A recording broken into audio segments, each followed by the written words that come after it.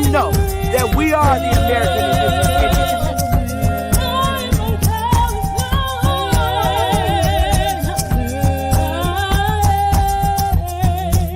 Baby, copper color Indians, baby.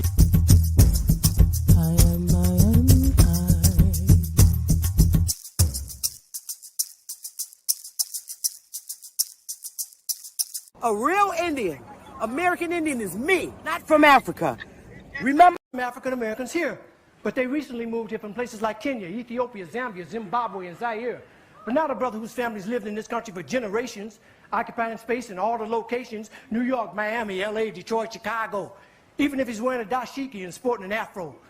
And if you go to Africa in search of your race, you'll find out quick you're not an African American. You're just a black American in Africa taking up space. Why you keep trying to attach yourself to a continent where even if you got the chance to go and you went, most people that wouldn't even claim you as one of them. And we are not Africans. We are not African. Are you an African, baby? I'm not no African. Nigga, you a lie.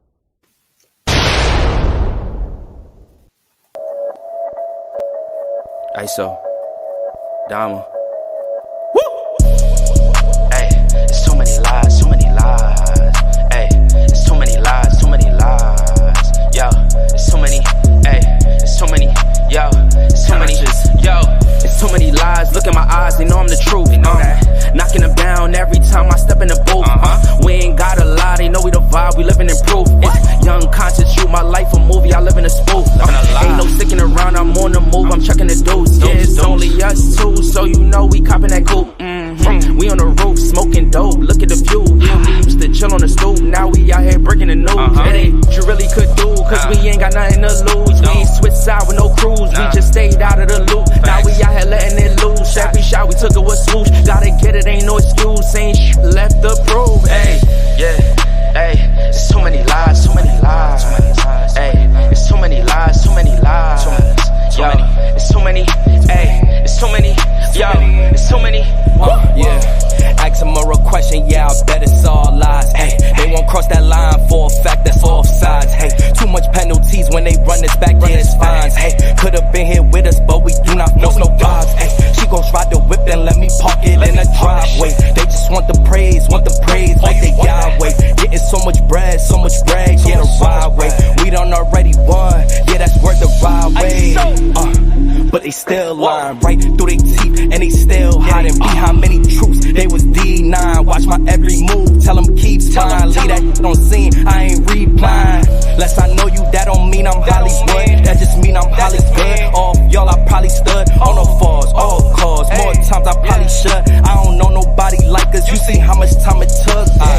Yeah, hey, there's so many lies, so many lies, so many lies. Hey, there's so many lies, so many lies, so many, so many.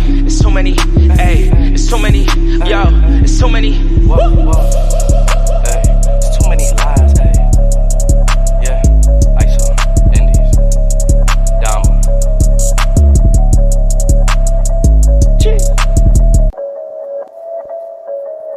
Ditso, Dama.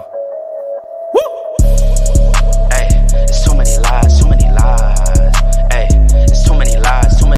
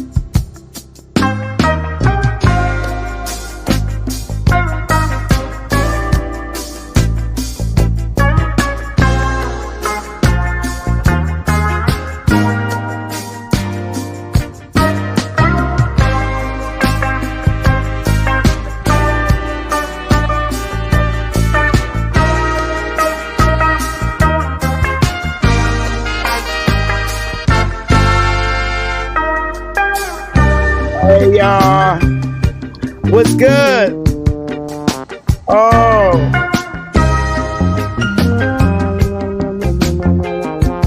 Hey. Oh, boy.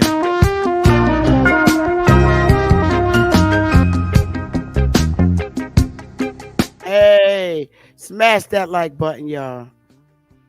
Is that music too loud? Mic check. Mic check. This thing be bugging. Is that music too loud? Oh, thank you. Thanks. I got some things I got to do when I get off of here. Then I got a genealogy to do. And then I possibly have a class to teach tonight. Level 2 class is tonight. I just want to put this up here. A few things. Shout out to everybody in the chat. Shout out to everybody watching. Eagle Eye, a married girl, gal, Big Dog Philly OG, Sammy, hey, Bronx Flat Power, Lily Ya, Enots, Brown Liquor No Peace, Brown Liquor No Peace, Girly Girl 72. Hey y'all, smash the like button, y'all. You know, I just want to thank everybody for being here. Thank you, everybody live watching.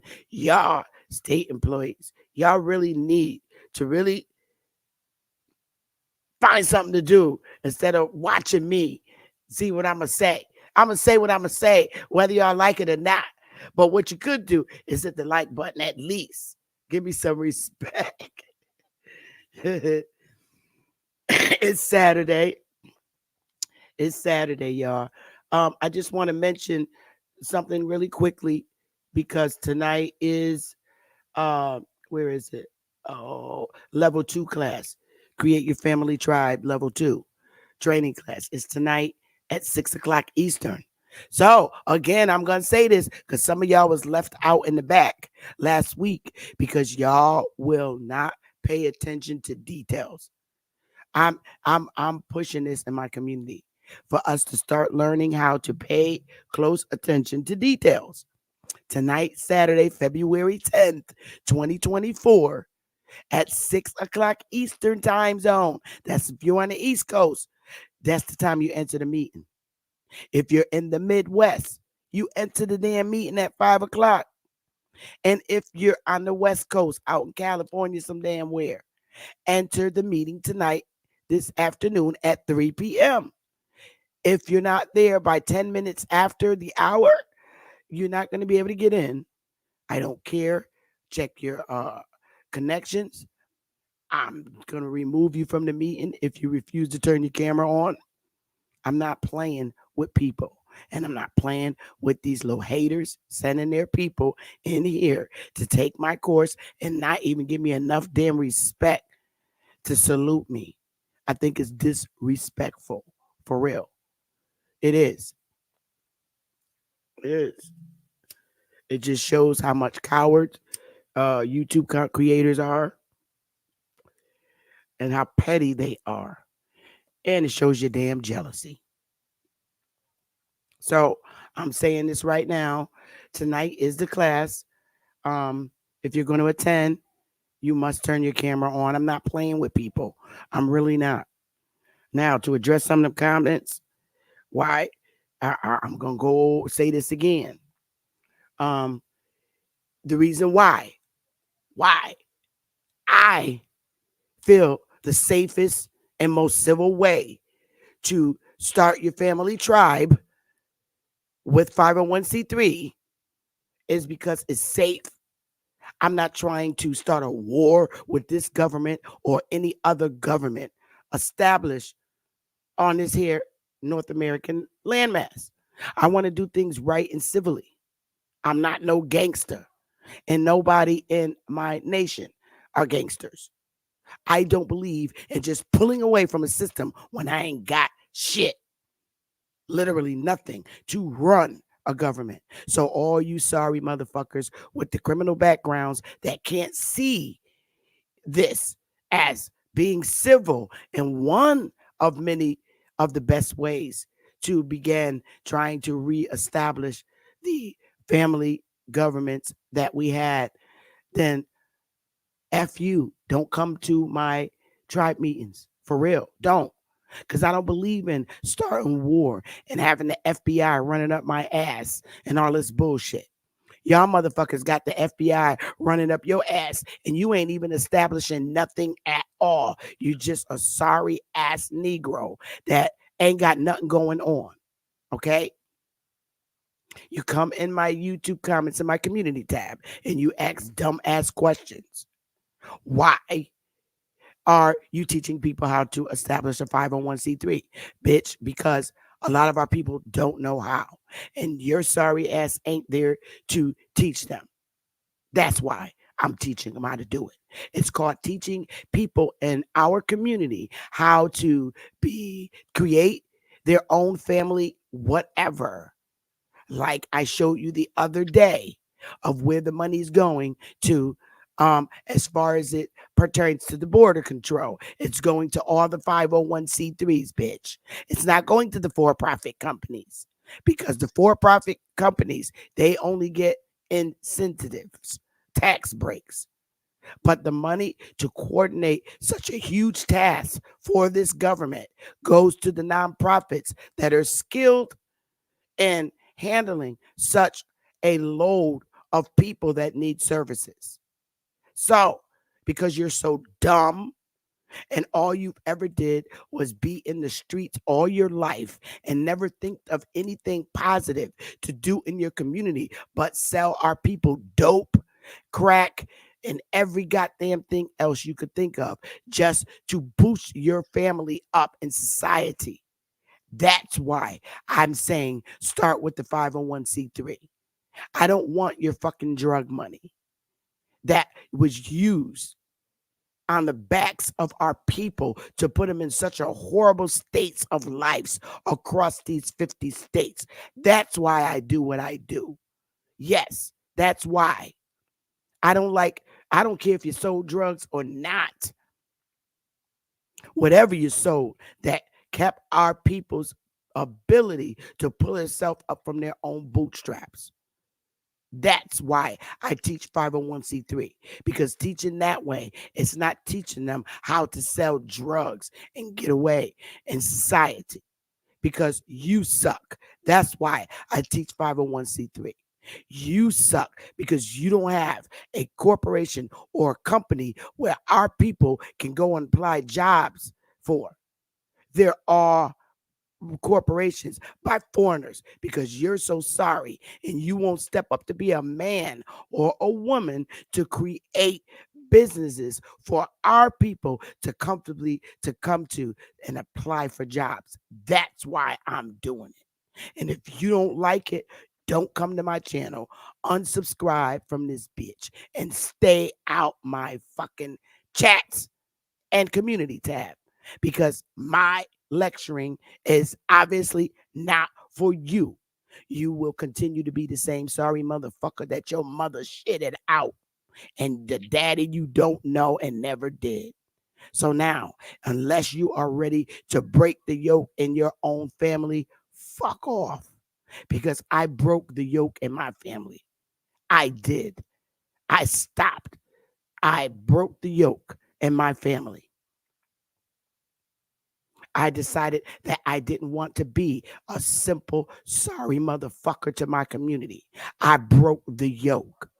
I started a corporation. I started a family tribe. I broke the motherfucking yoke. And ain't nobody in this family of tribes selling drugs or doing no fucking scamming. It's all about being real with ourselves first before being real with you. So if you don't like it, again, get the fuck out my chat and unsubscribe from my channel. I'm about worrying about our people's business. I broke the yoke from pointing my finger at foreigners that come over here and make it. That's none of my fucking business. It's all on you and within you. So look within you and do something positive, bitch and bitches. That's right. That's This is the motherfucking Sister Bethy motherfucking morning show. And you know it. You know it better than any motherfucking body else.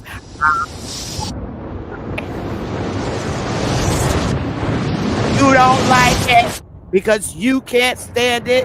Because, bitch, you can't be me. You'll never be me. You could never step up to my level if you can't prove it. Be a positive person in your community instead of sweating. Be a positive person in your community, bitch, and stop sweating me. Because I'm still standing. Now that I got that message off, I think you get the picture. So now, again, tonight is level 2 class. If it's less than 10 people, I'm not going to do the class. But the class is every Saturday. And I won't run the class unless there's at least 10 people. Okay? I think 10 is enough. I don't ever want to do a class when there's over 50 people in it, because you know how it is when 50 of our people is in one goddamn room.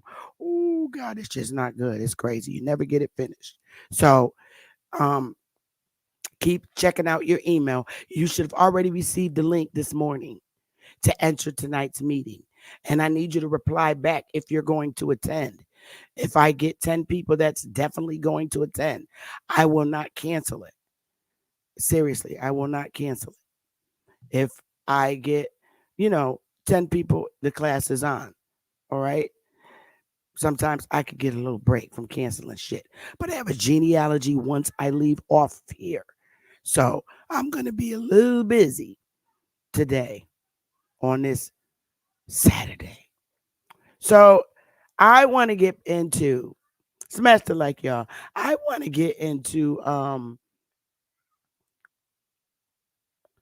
the build a little bit that I did with Mr. Dan Ditso. Dude was off the chain. Okay. One of the first things he needs to know is what everything that came out his damn mouth. Seriously. I muted my mic and let that man speak freely. Okay. And we gonna go a little bit through it. I'm gonna scroll through some of it because some of that shit was just like off the chain. But one of the first things I want him and his people to know, if they're watching, any laws created from the United States that impose or was a reflection on Central and South America, I ain't got shit to do with that. These laws and your feelings toward the United States ain't got shit to do with me. I was not the one to make the laws. I did not go around the countries colonizing nobody. Okay. I was not walking around here when this so-called Christopher Columbus was running his little uh, Spanish ass around here. I ain't got shit to do with that. So don't take it out on me. All right. And he didn't like the fact that I was going on the information that I pulled from our files about this whole thing about the quadroons. I ain't got shit to do with that neither. It's the governments that have been over us, whether it was the Indian governments or the United States government, federal or state. They've been pushing out this shit and setting standards on racial identity and stuff and other black leaders that I ain't met my motherfucking life, okay? Being Jesse Jackson and Al Sharpton. Shit, they brought up a race identity of African American in fucking 1988, and I was 22 years old. How the fuck you gonna reclassify me from what my mother identified me as? Okay, at age 22, like Empress Oba said, she was 20. I was 22 in 88. Do the math. 1960s. Let me see. Make sure I got my math right. Because I was born in 66. Let me see. 1988 minus 1966. I was 22 years old. How the fuck you gonna just determining what type of child you was happens at birth. Bitch, how you gonna come in 1988 and try to tell me I'm from Africa? Get your ass out of here. They ain't get me from Africa. I came right out my mother's coochie. The hell you talking about? And it wasn't in Africa. And she came out her mother coochie. And it wasn't in Africa. And all of them came out the coochies right here. So I don't know what the fuck you're talking about. I know who I am. So that's that. So fucked up shit that's going on with you over there in Central or South America or Costa Rica, where the fuck you was at. I ain't got nothing to do with that. I don't live on that continent. I don't live in that area. And I don't make no laws over there. So you need to sit back, dude. Go back and do some more real research. Because the maps and shit you was using, bruh, you're using other people's information. And you Googled your motherfucking ass off. You was out there having a raging fit, typing off fast on the goddamn keys and shit, the computer keys. You retarded. Get some medicine. I don't have anything to do with your damn complexion being like just like mine. For real. I don't have nothing to do with that. Y'all fucking octoroons and quadroons been trying to deny the nigga blood for years. But don't forget, that's how the fuck you became an Indian. Whether you stole the blood or it's truly and sincerely in your blood. Lay the fuck off the one drop. Because your ass wouldn't be Indian if you didn't have the motherfucking one drop. I ain't got shit to do with that. Nothing to do with one drop laws. I don't make these bitches. And I ain't never been on Congress to make them. And matter of fact, last I checked, ain't no fucking Congress laws was passed about no damn one drop rules. But these governments took it upon themselves to make these particular policies. You don't like the policy? Take this shit to the federal government and bring actions against it. So you can deem it unconstitutional. But good luck, because when they remove that you better know what you're doing. When you do go deem the one drop nigga blood rule, when you do go to the federal government to fight to get that one drop rule deemed unconstitutional, bitch, let me tell you something. Be careful, because once you do that, you ain't Indian. It's that one drop that got your ass to be Indian. So you better be careful going to the court to deem the one drop nigga blood or one drop rule, one drop black, or however you want to call it, that made you a goddamn Indian over the motherfucking tribes. You better be very careful when you go to the court to fight that and get it that one drop deemed unconstitutional. Because when that shit become unconstitutional, that means your monkey ass ain't Indian. I'm trying to help your ass out. I should have let you just go and do it anyway. Facts. Smash the like button. I'm not playing with these suckers. I'm not. I am not playing.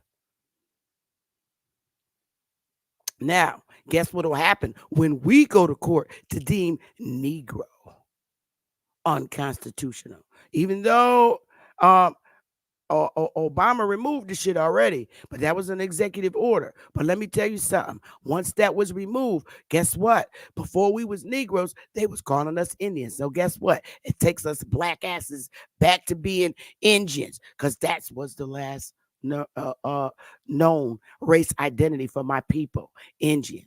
Obama removed Negro. So guess what? Now we're back to being motherfucking Indians, individual Indians walking around on this bitch. Because if I wasn't a Negro, I was an Indian. Remember the Negro blood, one drop rule. Obama came in and knocked it off as an executive order. So guess what? You go back to being what you was, Indian. You took them off the birth certificates, right? Your ass is back to being an Indian. Did you even fucking know that? Y'all niggas need to wake up and smell the coffee. You're back. Obama made your ass back to being an Indian. I ain't got no problem with that. It's another racial identifier, but I like that one better than Negro because I'm not affiliated with no uh um uh people of Africa. I'm not. Indian, I'm cool with. That puts keeps me on my motherfucking original land, the American mainland soil. So I'm cool with being Indian. I ain't got a problem with being Indian. So I'm American Indian. That's who the fuck I am.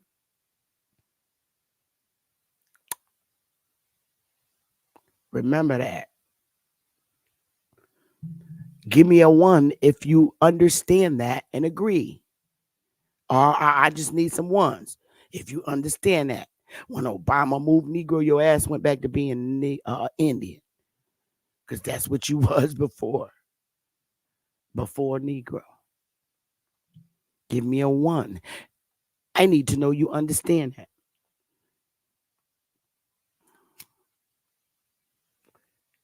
Check, check. That got me so pissed off I'm lighting up a cigarette.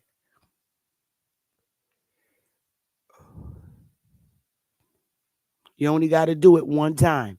It's more people up in here watching than uh, uh, than than anything.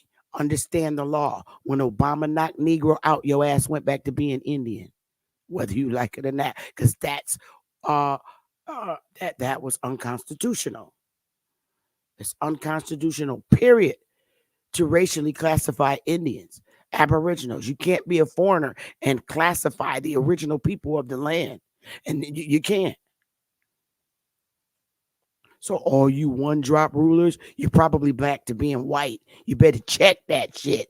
Check. When Obama removed that shit, Negro blood don't exist no more. So check. See them motherfuckers. See what happens. See. Look.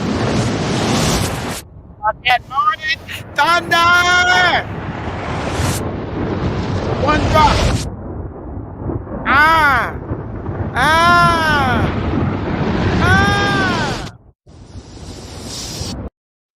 Ah.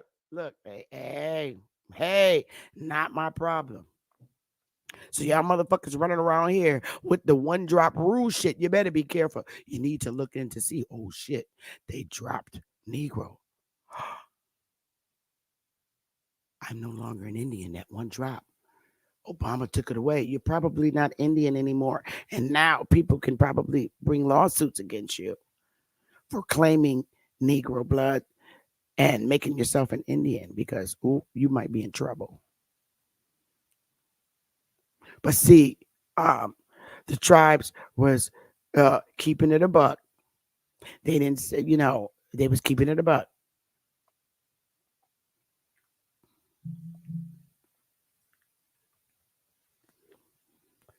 For real, they kept it a buck. They said 1% Indian blood on the reservations. Negro is gone. Negro's gone. Gone. Zoop.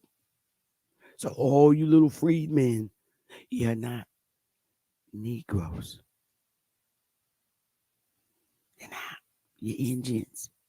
So y'all that freedmen that went and filed that lawsuit with that dumbass black lawyer that y'all swear by, y'all be walking around with that really look African, that motherfucker, you need to go and have him revise that shit and fix it because Negro's gone now. You're not freedmen anymore. You're fucking Indians. Go get that shit fixed. Check. All I'm just saying, I'm just correcting shit politically. See, now you freedmen's got something to work with. I'm telling you, it's Saturday morning. It's the motherfucking morning thunder. Ow. Ow. I know that shit hurt. I know it hurt. I'm sorry. I'm sorry. I'm sorry. And I don't care if you're mad. Oh, yeah. And in tonight's meeting, please, it's about creating family tribes. It's not about somebody giving a history lesson on their genealogy. No, you do that, I'm putting you in the back. It's all about establishing the family tribes. I don't want to hear about nobody's grandmother is Cherokee, and I don't want to hear that shit. I'm telling you, I gotta we gotta keep the folks focus on what they came in here to learn about establishing the family tribe. All right, word up. No genealogy stories, and do not. I swear, if you text me your family lineage on my cell phone, I'm going to block you. That shit is crazy. I wake up and my mother's Cherokee, my mother's Cherokee, my father's Cherokee, a whole list of all your family members. Don't do that shit on my cell phone. That's rude as fuck. Because I'm just going to delete it. That shit's crazy. Genealogy, get on the list, schedule an appointment. I don't do genealogy for free. Hell no. Hell no. That's part of my newspaper business. All right. My fee, you know what my fee is. You ready to do it? Contact me. I'm not doing it. Otherwise, please go to other people that do it for free because I don't. I have a life and I have things that I like to do in my life. I'm serious. I love the community. That's why I'm on here lecturing like I do. Seriously. I do not charge for lecturing and training classes. I leave it up to you to donate on your own. Hey, Amani, salute. D. Allen Warren, Juice, Bad Saint. Honor to y'all. All right. So let's get into this dude a little bit. And I'm not going to do the whole video. I'm just not. I'm going to go through his crazy shit because dude was off the chain. Let's get it, y'all. Oh, yeah. Did y'all hear Bruce Sanchez this morning? That damn fool was in Atlanta and he had to wait, stay overnight in the trains in the airport till 8 in the morning because he missed his flight. And shit was funny as hell. Hilarious. Bruce Sanchez crazy as hell. I don't think by now he made it back to Vegas. But I just pray for his safe return. He funny as hell. In Atlanta, talk about the black people. The reason why the airport in Atlanta is fucked up is because it's run by all black people. He a damn fool. Go check him out. I love Bruce Sanchez. He a fool. Oh God. So let's get to this dude, man, because he funny. This dude. I'm just going through it periodically. I think this is it. All right, let's go, y'all. Okay.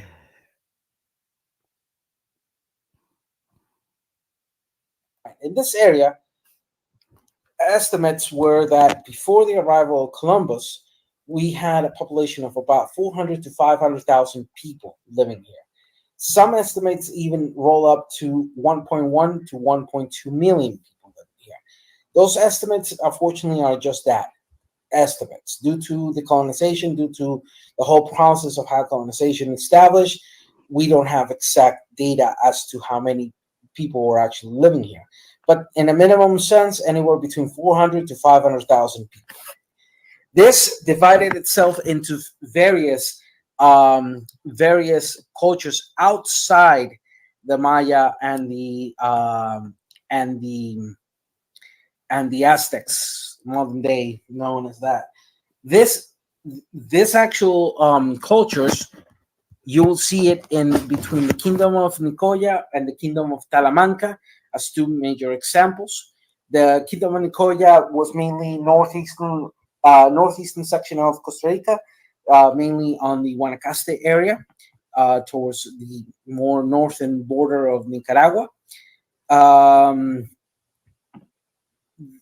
One of the aspects is that due to conflicts between the Olmecs and the Chorotegas migrated south, and that's how they arrived to this area. But you also have the Nicaraos. Time for all that shit. What I want to give that perspective is that before the arrival of the Spaniards, this whole area was populated. And something that I really don't understand is how the focus has only been on the Aztec Mayans when there were other indigenous deriving some of them from migrations happening of the Mayas and happening from the Uto Aztecs, etc. Place happening to the areas of what was known at that time as Hispanic America. In fact, the name term America first appeared in a map 15 years after the arrival of Columbus. This is the Walsingham map. This is the first time. You're going to be reading it anyway. Yeah. So as we see. Okay, hang on. I'm sorry. There you go. All right. Is it? Do we need discovered, which wasn't discovered anyhow? Help me out in that sense. I'm trying to find where his ass. But now, right now, I'm sharing. It came here before Christopher Columbus. There you go. And then we DNA studies in pre-Columbian and Mesoamerican. Very similar. Corn, chocolate. Off guard, did not have anything in that sense. I should have just acting up on my computer. So sometimes when I'm trying to move it, I've been meaning to fix it, but I haven't had the time in that sense. So that was my fault. Okay, so give you that idea of that. Let me see something.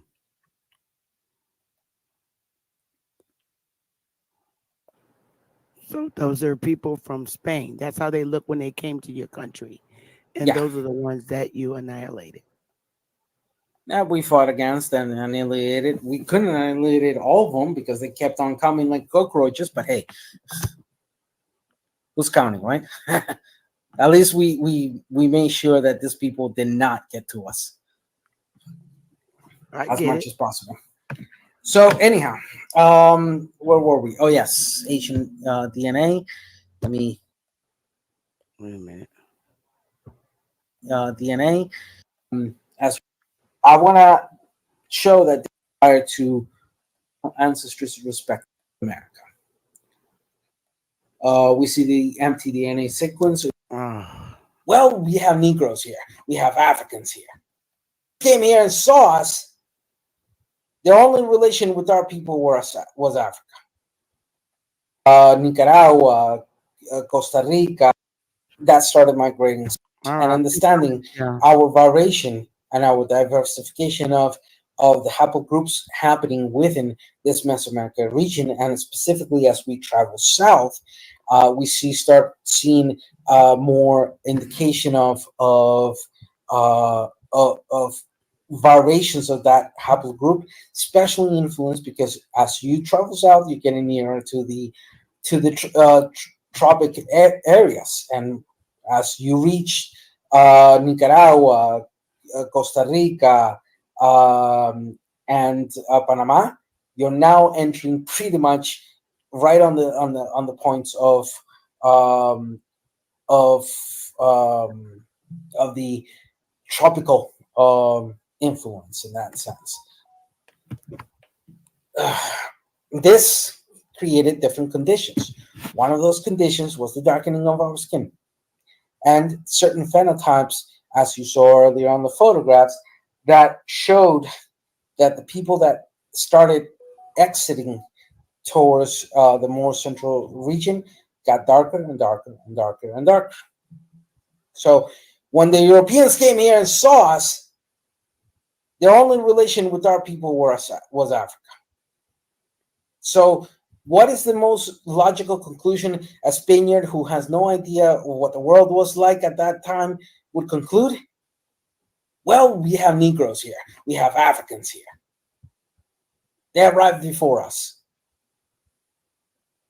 That conclusion has persisted without recognizing the actual intra-American, if I could use that term, migration that was happening. And in fact, prior to the migration of our people, of people here, there was something that people don't even realize.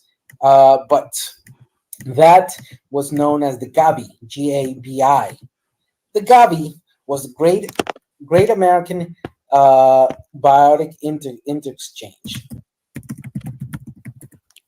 And I'll be showing into this.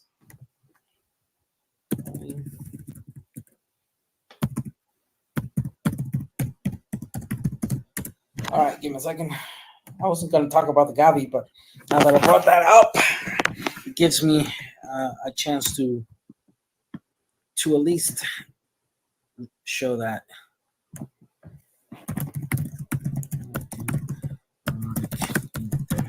Exchange. Interchange. It's not interchange. It's not inter-exchange. It's interchange. And just so I give an idea to what I'm talking about, please share the following screen.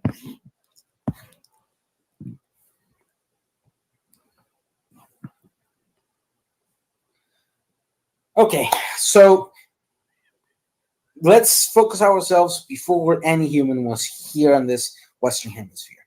We have the Great American Biotic Interchange, which happened pretty much on the Pleistocene era, prior to the Pleistocene era, or the Miocene era, late Miocene, as well as Pleistocene. So 9.5 million to 12 million years ago, approximately.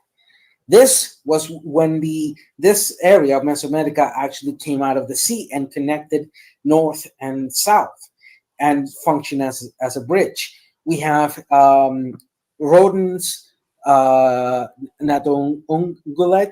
Pelusians, horses, ecus, etc.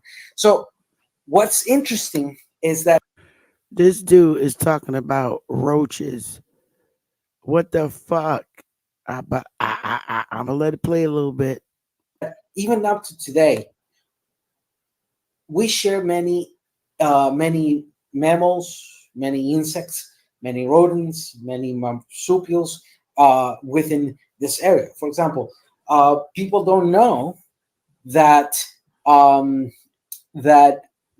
one famous rodent that you hear a lot between Texas, etc., the armadillo.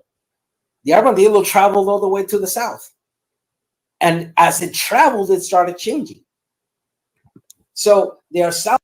So roaches, rats travel the Americas. They travel to the south for where the fuck they came from. South American armadillos. Well, they were. Horses, they changed. Then you have, let's look at, I'm referring to more than species, so people can grasp it better. But for example, marsupials, the infamous opossum. The opossum, we have opossums here all the way to Costa Rica. But if you So they got possums down south because niggas was eating possum. Indians was eating possums. So possums was traveling back and forth from Central and South America. Okay. I could dig it. They went underground. I don't know. It could travel through the woods. All right, y'all. Let's get it. look at the opossum from Central America and the opossum of North America, you will see distinctive spatial changes I don't know, that were Amani. I'm trying to happening figure that to out them. now. And the modern day are they look somewhat similar, but they're not that similar. They are as so. I was trying to hold my laugh saying, y'all It was pay so funny. attention to his fingers on the keyboard. He know y'all Why laughing funny? and adding. You talking about roaches, bro.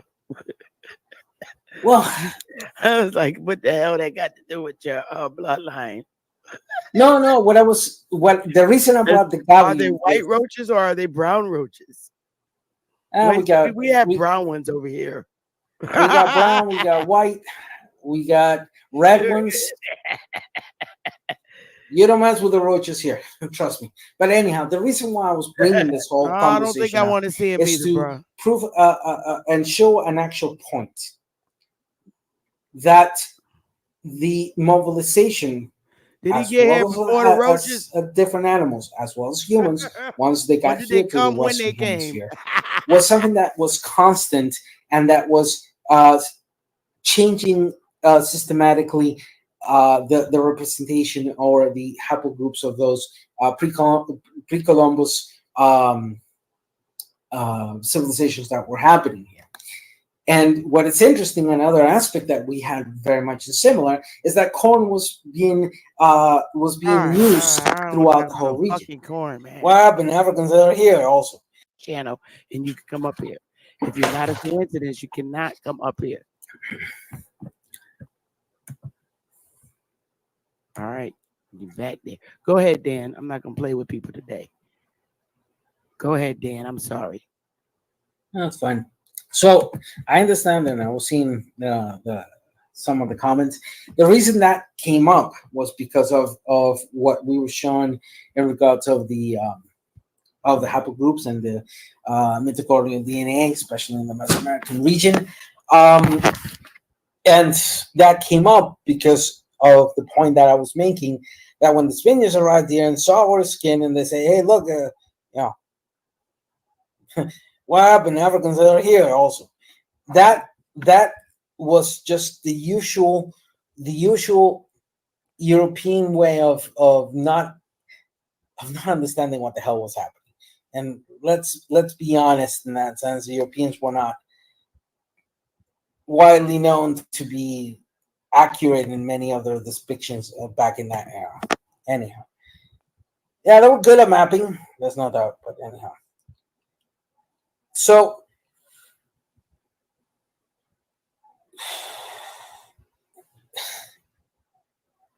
coming back to the particular study that, yes, I will share, is the thing Come you on. shared. Asian DNA reveals diverse origins of. Hold on. Yeah, I remember it was this one. The within the Caribbean, such as the Bahamas, Curacao, Trinidad and Tobago, Cuba. This area, the Western Hemisphere, that today modernly is called America, that modernly is considered to contain the nations that go from Argentina to Canada, and nations within the Caribbean, such as the Bahamas, Curacao, Trinidad and Tobago, Cuba, Puerto Rico is not a free nation yet. Puerto Rico is still under colonization of the United States, but still Puerto Rico, etc. This area, prior to the arrival of the Europeans, was duly inhabited by. But the question is, by who? Who were the people that inhabited? You mentioned something in regards of teeth yesterday, in regards of Empress over. I didn't mention anything. No, it was in you. It was Empress Alessandro. Hope shared Empress, I'm sorry. Yeah, you're right. It wasn't you. It was the other. She shared a mind blowing research from an African who literally provided that information that I read yesterday. Yeah, I was trying to find that particular study. I have heard of it. I had not been able to review it or have my other contacts review it in that sense. So I'll put a lid on that one for the moment being, because I do need to have a more in-depth analysis in regards to that particular study. But to conclude or to even extrapolate that the people were here were either, because I've heard of all type of things, were the Vikings, aka Vikings, the Northics, were some of the Africans, were Polynesians, etc., without recognizing that even before the arrival of those type of populations, you already had Neolithic populations arriving here, and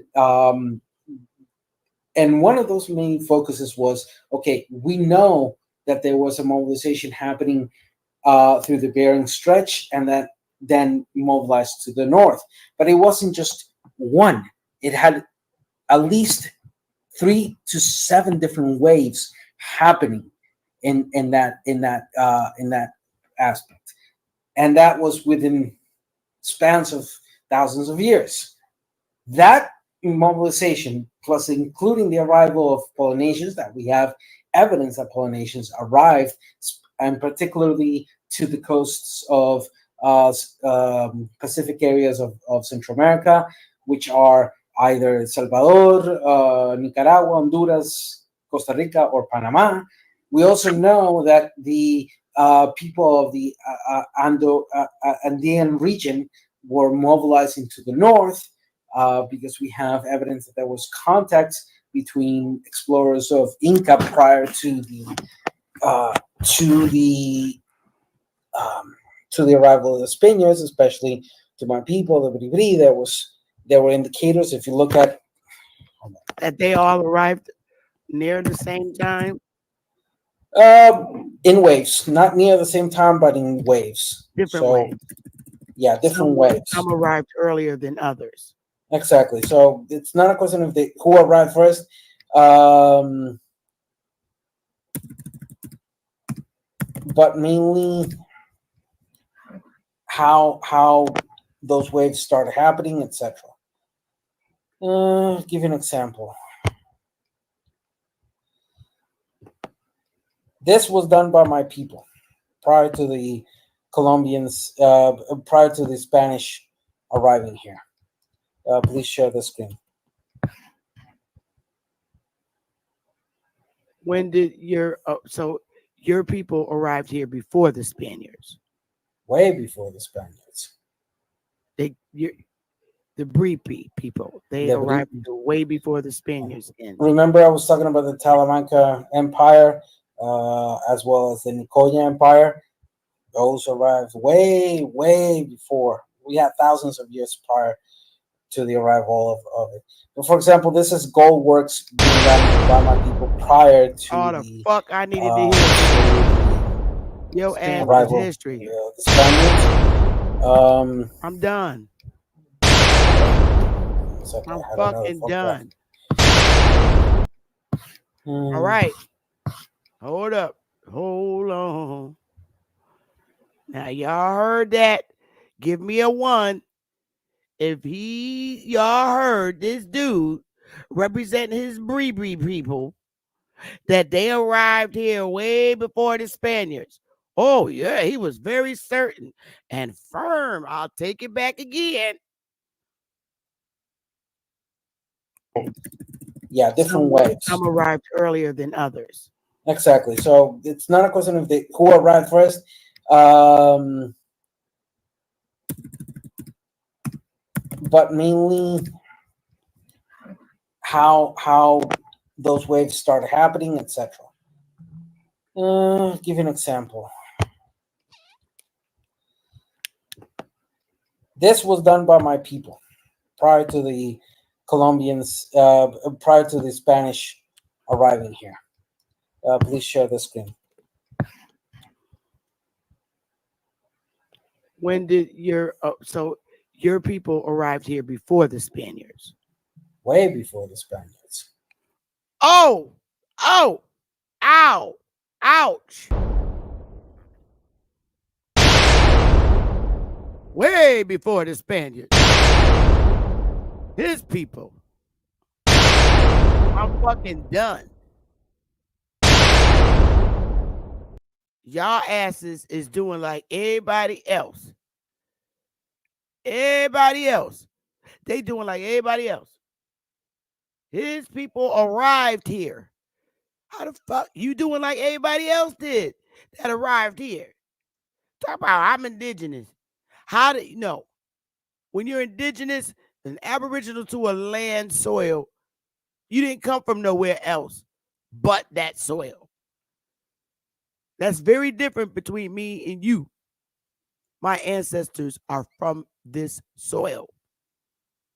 We didn't come here. We were always here. And then you came. Now, let me tell you something, little bree boy. My ancestors didn't come to South America. They came right to where I'm sitting my ass at right now. We always been here. We were here and then you came. You came, but you came in South America. I ain't got shit to do with South America. We did not govern or colonize your country. All right? Your issue is with Spaniards, like you say, or whoever ever else. came to your country and took over. I don't have nothing to do with that soil. So you should stay off of our testicles on the mainland of North America, which is where the United States sit. Okay? I was here before the United States existed. I was here when the 13 colonies came. Facts. That's the difference between me and you and my people. All right, y'all. I'm going you heard it. That's all I needed to hear there. I'm going to take it further now. I want to see all these weak ass people, yo. I'm taking it to where I took it. Is when you manipulate data, trying to show the slave voyages, the see, the people like this. All right. Sure.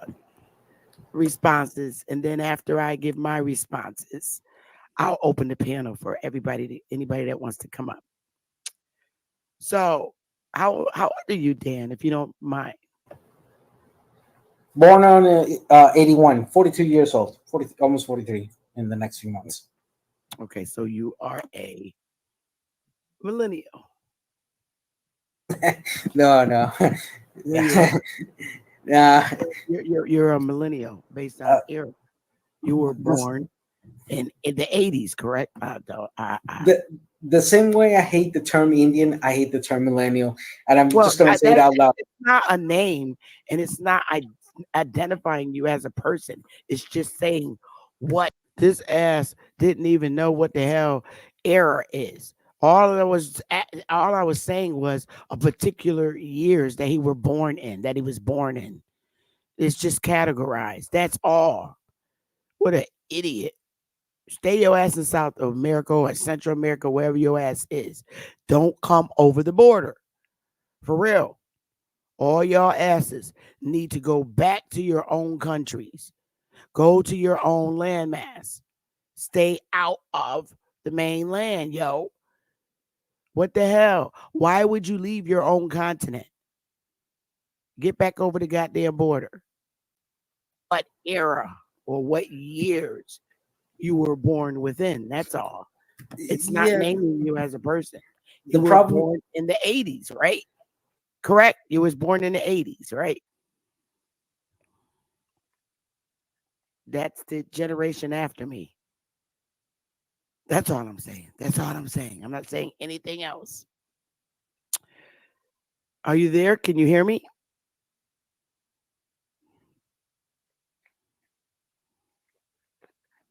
Hello? Oh, his connection is.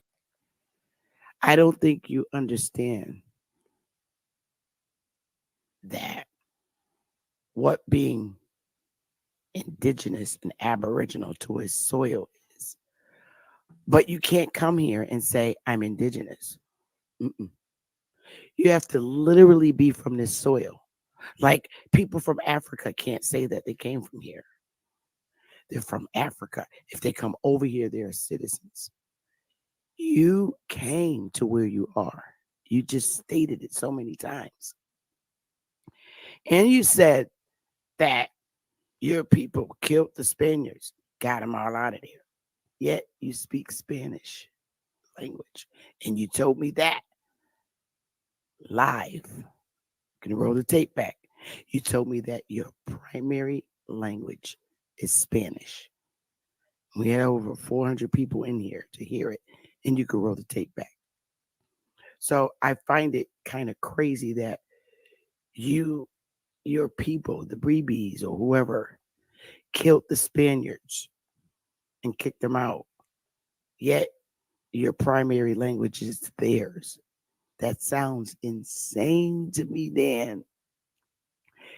Next, I asked you what your people look like.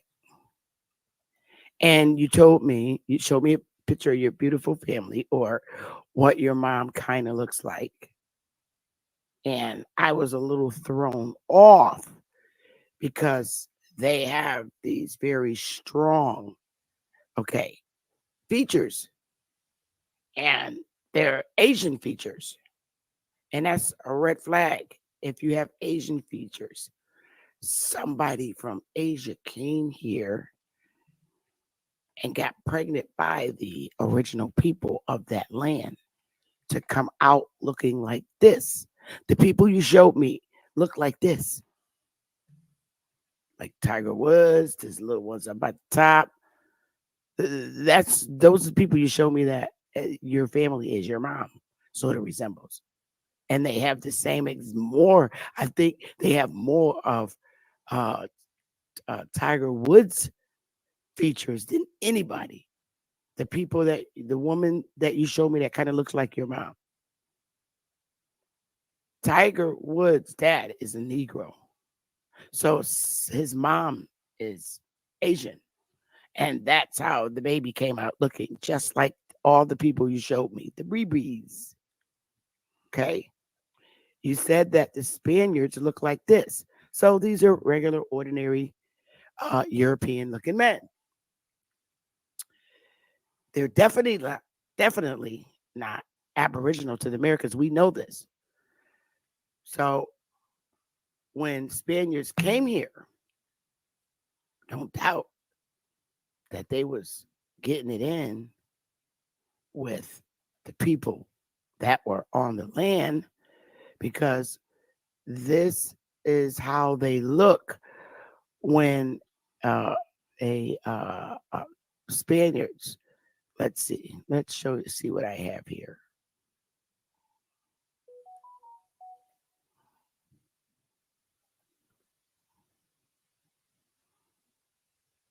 Okay.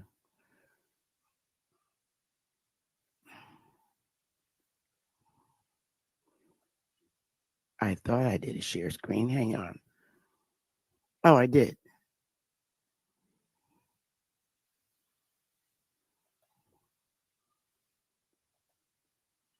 Okay.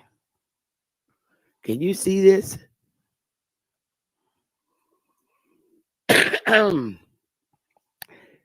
These are Spaniards. Okay.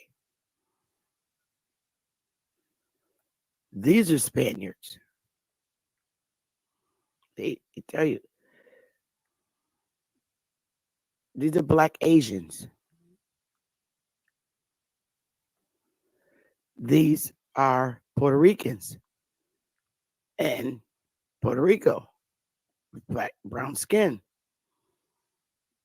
They only become lighter and look like the people you showed me as Spaniards when they sleep with a Negro. This has happened when a Spaniard from Spain sleeps with a Negro. This is how they end up looking.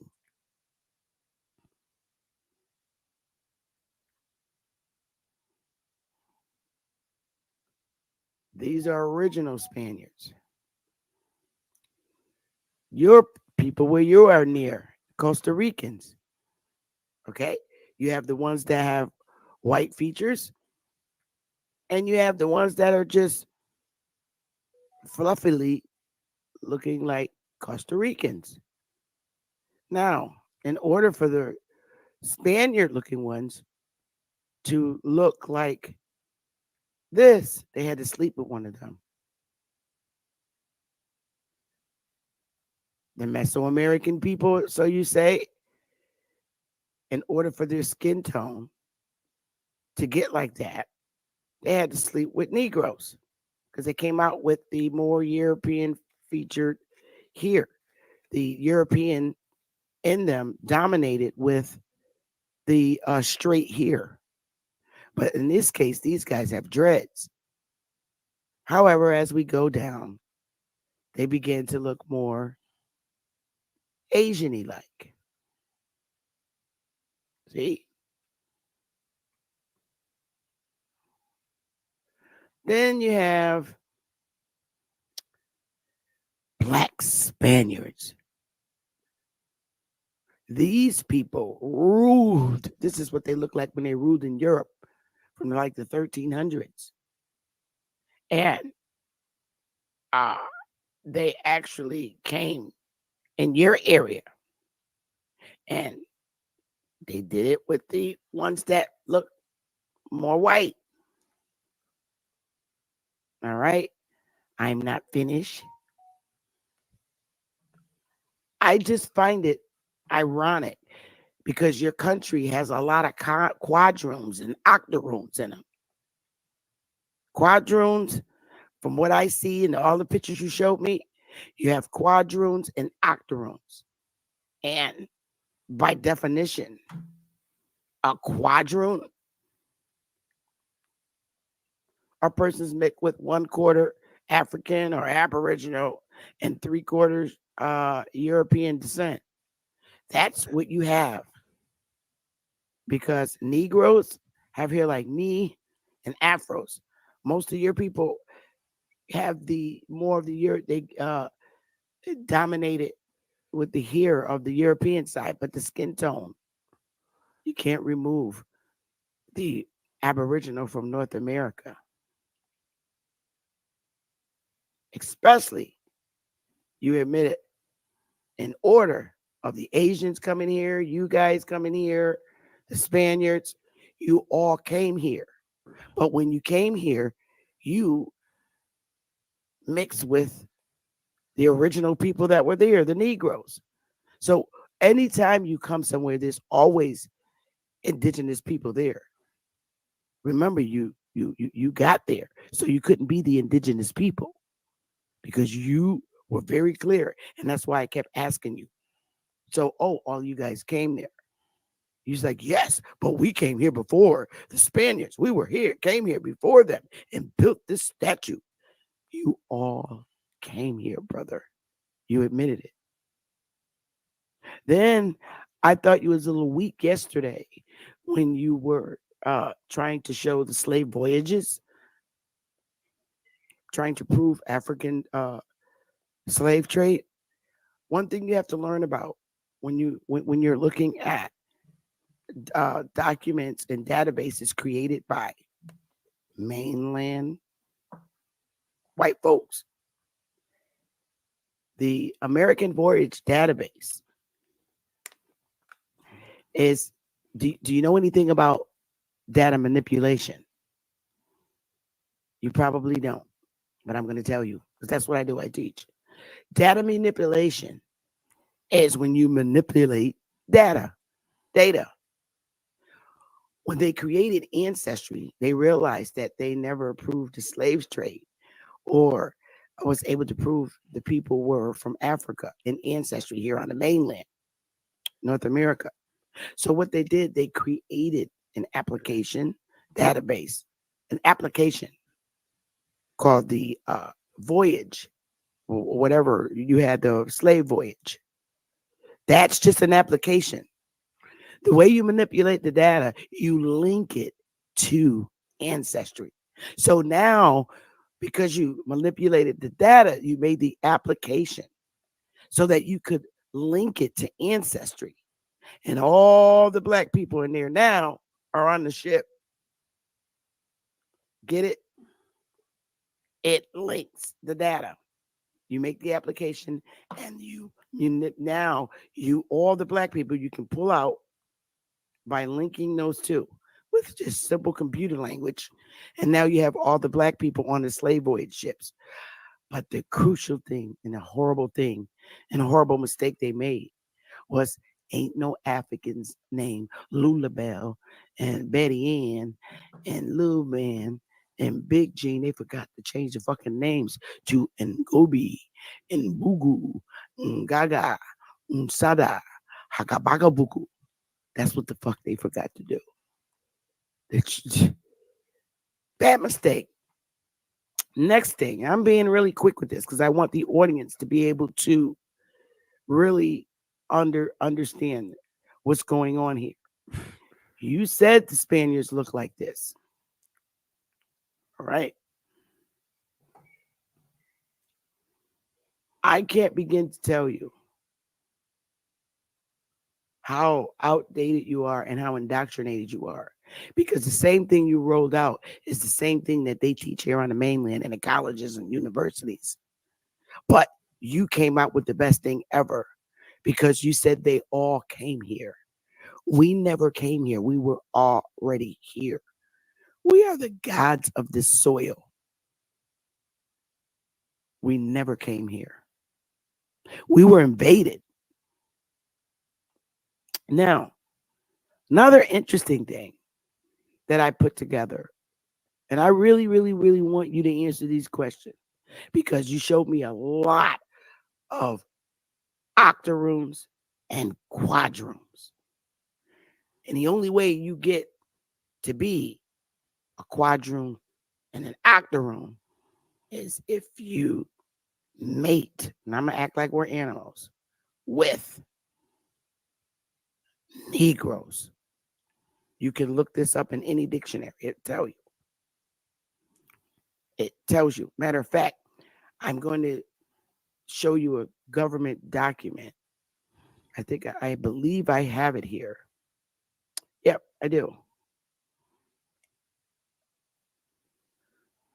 Quadroon means 1/4 Indian blood. And then they go in to try to hide it and says, it does not refer to Negro descent. Because these quadroons did not want no one to know that they had Negro blood.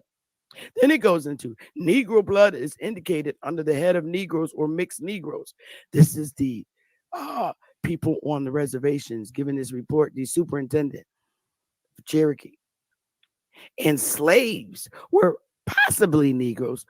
You're a superintendent and you're writing a report and you don't know for sure if the slaves were possibly Negroes or if the slaves are slaves, if they're slaves, but this says possibly. That's crazy. They're either slaves or they're not. So you're telling me you're writing this report that you're not sure about? And then you said, but, even though they were possibly slaves, these Negroes, the families were Indians of the Cherokee tribe. I'm done. You see that? How they try to hide our history is just horrible. Horrible. This is literally a government official report from the superintendent. Yeah, for the United States government. They wrote that report. Quadroon. They don't want you to know. We're not niggas. We didn't get our blood from niggas. Octoroons, none of them. They didn't want to admit the Negro blood because then you're going to know who the Indian is. But here they already told you who the Indian was because they said the families were Indians of the Cherokee tribe. And that's a fact. And then this is even more funnier shit because these Negroes that are on the reservation, they don't speak no other language but Indian languages. They don't speak no other language. I mean, literally, this is the report given by the superintendent for the Department of Interior on the reservation. These niggas speak nothing but Indian languages. And they had to use those same Negroes, these census takers. They had to take them around to, because they were having difficulties. The difficulties surrounding the taking of the census were augmented by the fact that enrolling the Indians, it frequently occurred that it was necessary to equip 2 and sometimes 3 interpreters to accompany the enumerator so that they could converse with Indians in the same locality. They had to take the niggers around with them to speak and so that they could, interpret what the other Indians were saying. Now that we know these Negroes speak nothing but Indian language, all right, and we know how you're octoroon and a quadroon and a mulatto and a quintoon, it's because of the Indian blood, which is from the Negro, because it tells you in the dictionary that to be a quadroon, a person with 1/4% black blood. Okay, so we're going to look at that. And I'm going to give you a little test after we go through these quadroons and octoroons. Okay. So let's just go through the breakdown of these folks. I'm not even going to pay attention to the first row. But you got your black, you got your mix, you got your quadroon, you got your octoroon, and you got your white person. Okay. Down in the third row, they're telling you a quadroon is 1/4 Indian by descent. All those people in that row are 1/4 Indian by descent. We know how you got that 1/4 Indian descent in those complexions. You see our pretty girl, Meghan Markle. She's 1/4 Indian by descent, according to the Cherokee Nation. And then let me take down the little Ferris wheel here. I really want them to see that these on the bottom row are octoroons, according to the government. 1/8 by descent. 1/8 Indian by descent. That means this woman has the bloodline from one Negro. That's why she looks the way she looks. Same with the second person, the guy. Same with the third person, the little girl. And the very last one, she's a movie star. She's 1/8 Indian by descent. And those are the Indians, what the Indians now look like on all these different damn Pride Island Indian reservations. They went from being whoever the hell they were, but stealing or saying that they had one Negro parent. That's what the one means. You had one Negro on your tree that's direct bloodline to you. One out, and the rest are 8 white people on the tree. One Negro was on the tree. Just like with the quadroons, one Negro, the rest were 4 white people. Quadroons. Seriously. Now that we know how that blood is massively stolen, and they just by being 1/4, 1/2, 1/8, 132, 164, these people are claiming to be the aboriginals of the land just based on that one drop of Negro blood. That's stolen identity at all levels. The people that are running the tribes look exactly like the white lady and the octoroon next to her, some of them, of the original people. That means they got one drip of the original people that were here and said, I'm the Indian, I'm the chief. So now, in order for those skin tones that these quadroons and octoroons got, let's play a little game 1 through 6. Because number 3 is damn sure the chief of the Cherokee Nation in Oklahoma. So which one of these guys between 1 and 6 are these people down here? Who's the one Negro or one person that would be on their tree to make them the Indian? That's the question for you. You got to pick 1 through number 6.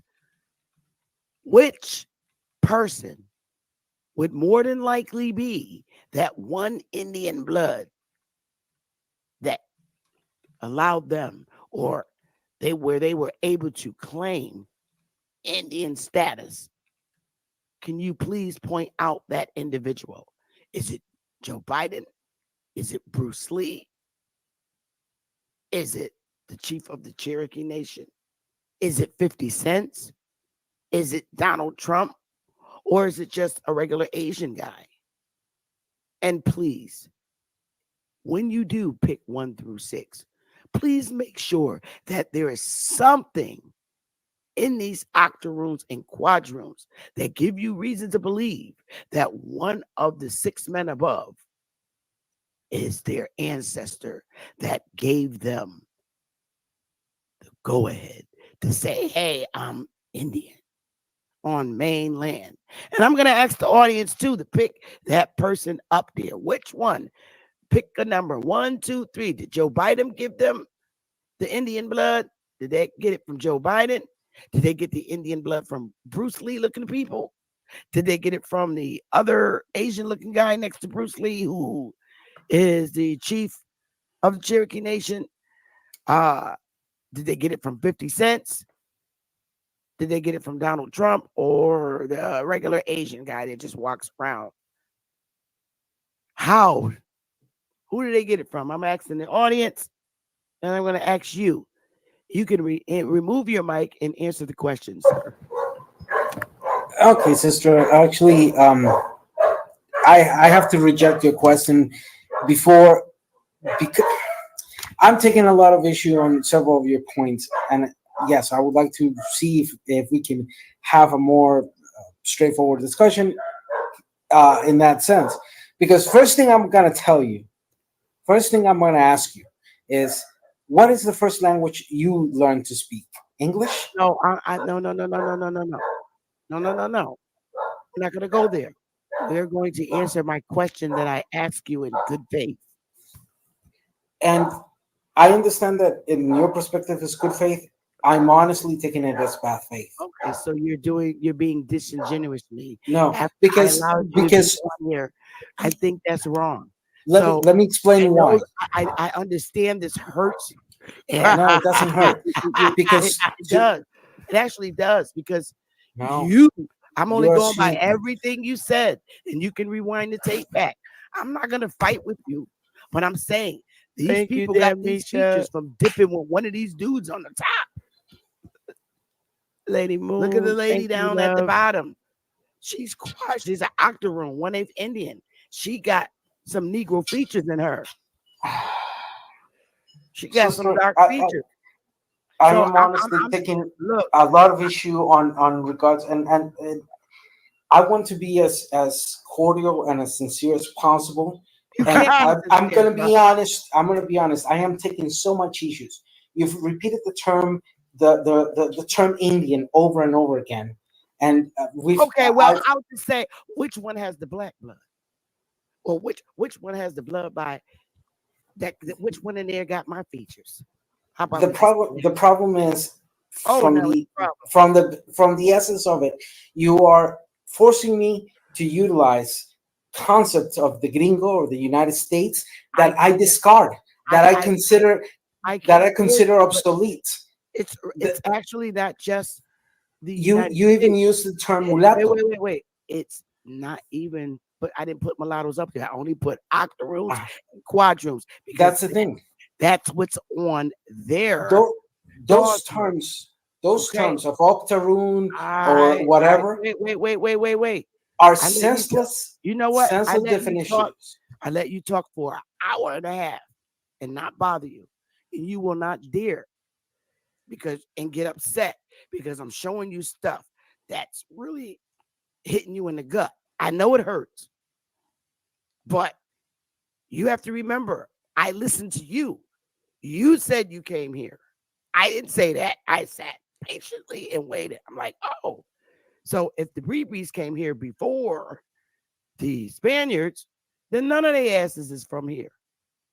That's the way I see it. You came here. You can't come somewhere and be indigenous. I never came here. I'm from the soil. If I just might say one thing. Because I'm talking and you're interrupting me. I haven't even talked for 20 minutes. That's true. I'm going to let you talk for an hour. I'm just going to say I am. No. This is the Sister Bethy show. I welcome you as my guest.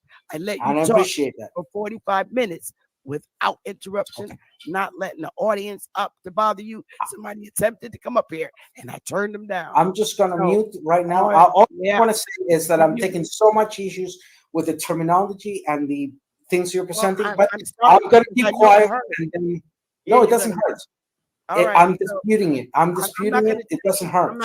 I'm not going to. Please don't assume me. I'm not going to change my research Neither am I. to justify you.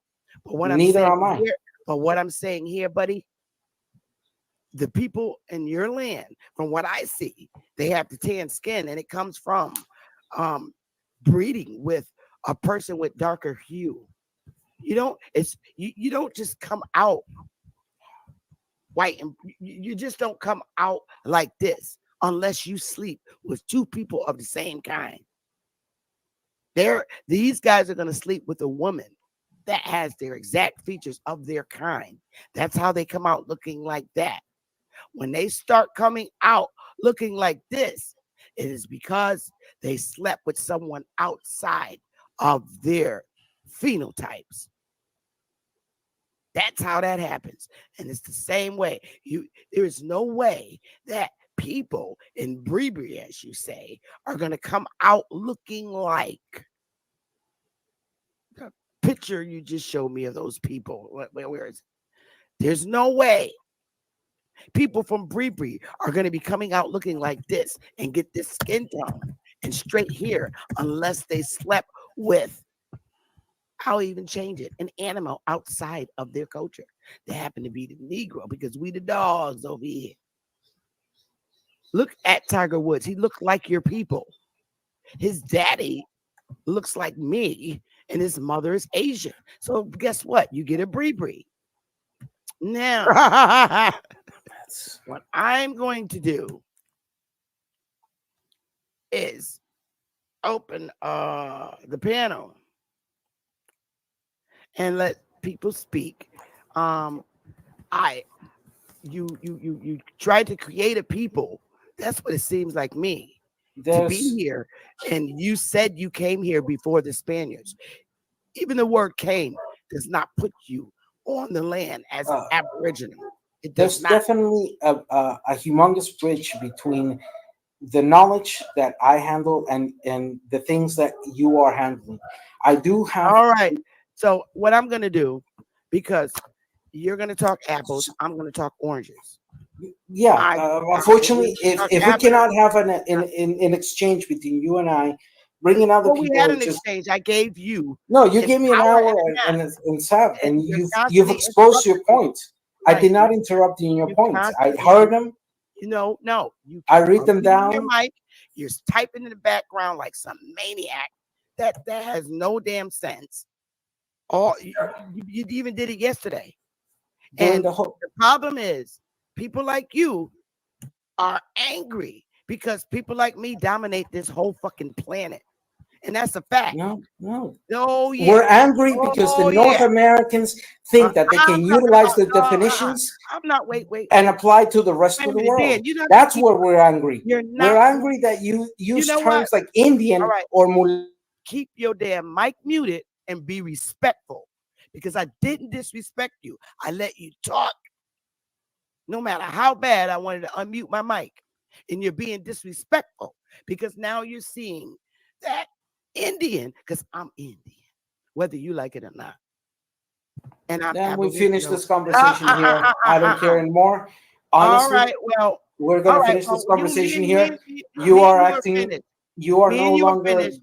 Sorry, but this divide between North Americans and Central South is not going to be repaired anymore. We will not care. We do not care for your concepts or your ideas anymore. We're gonna make that divide. I let you speak for an hour and a half. Yes, and I appreciate it. So, and did I not let you speak for a long time? And I need it. Still my show. Hold on, sister.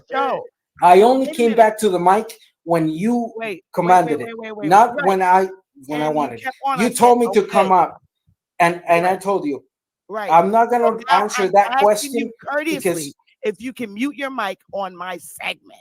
This is a live segment. And I did that. The only moment I came into the mic was when you commanded it, not when I wanted it. I'm asking you now if you can mute your mic so I could run my show. Because obviously you don't like anything I showed. I didn't like what you showed, but I didn't interrupt you. I still let you have your professional. And I did not interrupt you when you were showing. Right. I only came to the mic when you commanded it. Now, and I'm asking you courteously if you could mute your mic. Yes, I'm running my I'm gonna show. mute it, but Okay. I just want to Keep say your one mic. thing, and I'll No, mute it. no, I don't want to hear it. I What want I you to want, mute your mic. I want you to mute your mic and let me come back to you. it's Because only less than 30 seconds what I have to say. no, I want you to keep your mic muted and be respectful. I'm telling you to keep your mic muted. You will have an opportunity to speak again. All right? So keep your mic muted. And now we're just dialoguing. We're not arguing. I'm going to mute my mic and let people ask you questions now. And you can't get mad at the questions they're asking you and the information they're providing to you. Because we not only do you have to listen to what we say, we have to listen to what you say. And people like you get angry because I'm going to stand on who I am. I have my proof. You're not even from the mainland. You're from somewhere over in Central America. Trying to prove to someone in North American mainland who you are. That's what you're literally doing. You're from somewhere over in Central America, in La La Land somewhere. So you're coming to a mainland Aboriginal North American Indian to explain who you are over in Central America. Mute your mic. I'm not finished. No, I'm saying goodbye. Seriously. So y'all can ask him the questions y'all want to ask him. I'm gonna mute my mic. Hello, Dan. I guess he's still there. Hey, hello to the panel. Hello, everybody. Hello to the chat. I'm still here, but I understand that people want to ask questions. But right now, I've decided to retire myself from this conversation mainly because I utterly and completely disagree with many of the concepts. And I was just shown that even though, yes, I had an hour and a half to explain these issues, unfortunately, that the seems a little divide. unfair for you to not want to share information with us. You don't want to have a back and forth. You know why? You know If why? we don't agree Because with you, then you don't want to talk. I have Is that confirmed something very precise. it? The We're not North having- American imperialism has contaminated all sections of culture in the United States. And as a Latin American, we're fed up with this imperialism. Dan, we don't even live in the same country. So why do you even concern yourself with that part of it? Yeah, except for the past almost 200 years, your country, and you're concerned about how except we identify ourselves. Except for the past 200 years, yes, because for the past 200 years, your country has come down to my countries trying to impose what we are and what we aren't, and we're tired of that. The North American view is bullshit in every sense of the word. Black, Indian, or whatever you guys want to call yourselves up is bullshit. We're tired of it. So what you gonna do about it, Dan? That's what I want to know. We're going to continue on our route, and we're going to still show ourselves as to what we are, Native Americans. We still the Aboriginals to North America. What are you Sister, going to do about it? Your first language was English. You criticized me that my first language was Spanish. What was the first language you spoke?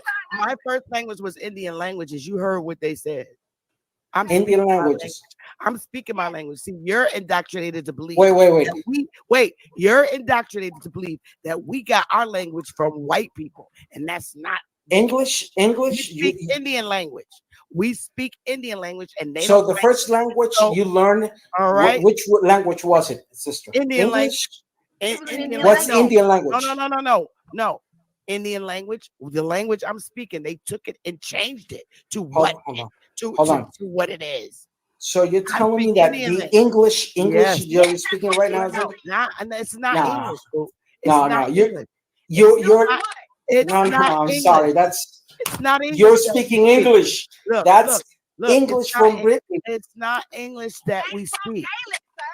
I work in a corporate office, and if I speak and variations of Welsh, the way that if I speak to corporate office, if I go in a court and speak to the judges, like I communicate with the Indians in my community, they're not going to understand. Y'all hear this fool banging on the typewriter? So your indoctrination is keeping you. If I speak the language of my people, you will not ever understand me either. I just completely bust your ass today, Dan. You're finished. No, you did not. Yeah, because I actually did. It's hypocritical. You're speaking English. You came here. And you criticize me for speaking. You came here too. No, I'm laughing. You came here too. No, I've been here always.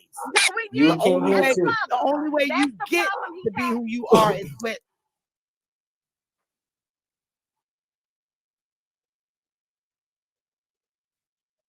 So, because I have a genealogy to do today, I'm not gonna stop y'all. But that's how that segment went, and I just want to talk about it a little bit before I do my genealogy appointment, which is not for another couple of hours. But I have some things I wanted to go through. And what he wasn't understanding was, first of all, you're from Central America somewhere or South America, as you say, and you said you came here. Secondly, our government has nothing to do with your government. What your government did to you is between you and the people that governed you. United States laws didn't apply to y'all over in Central and South America. Okay? That's what I was trying to get this fool to understand. So just because the laws and the policies that were imposed on us as a people were imposed on us by this government and the different uh aboriginal tribes over here, so-called run by foreigners. Okay, we have nothing to do what went on in Central and South America. That's not where the soil where we are from. We're from here. So you're blaming us, calling us the Americans, which we are. You're right, because there's only one group of Americans here, and they are the Aboriginals. America, okay, the continent North America, right? I'm a North American Indian. The continent North America is not the same as the United States. There's a difference between the two. North America is our continent. United States is a country that sits on our continent as Aboriginals, okay? They did business with our ancestors and they became a country on our continent. All right? United States. United States is has a citizenship. All right? So you need to be checked at the door. The people in the United States are citizens of the United States. That doesn't mean they're an American. They're citizens of the United States. Most of predominantly all the people in the United States are foreigners. So foreigners are not Americans. They are citizens in the United States. So let's get that politically correct. So people, everybody that's running around saying they're American aren't American. They have countries that they actually originated from. They have countries that they flee to come over here to have a life. All the foreigners that came over here did not speak English at all. Actually, none of them did. Let's just set that record straight. If you're from Poland, they have a language that they spoke in Poland. If they're from anywhere in Europe, like a Britain, if they're Dutch, French, Irish, Italian, they all spoke different languages. Germans, they all spoke different languages. When they came over here and the Indians, my ancestors, began working with them, okay, they came up with a compromised language. The English language is consisted of Indian language words and European words combined together. They came with an agreed upon language to speak between each other for communication purposes. So let's get it straight right now so you understand, have a better understanding what the English language consists of. It consists of Indian words predominantly. Okay. The American English Dictionary is focus is using is Indian words. You can go look this shit up. So when we got the English language that consisted of Indian's language word use and European word use mixed together, and they compromised to come up with professional communication between us and them. So we went to public schools to learn that created language. I ain't got time to be playing with you little uneducated frogs. That's what. Don't even play with me.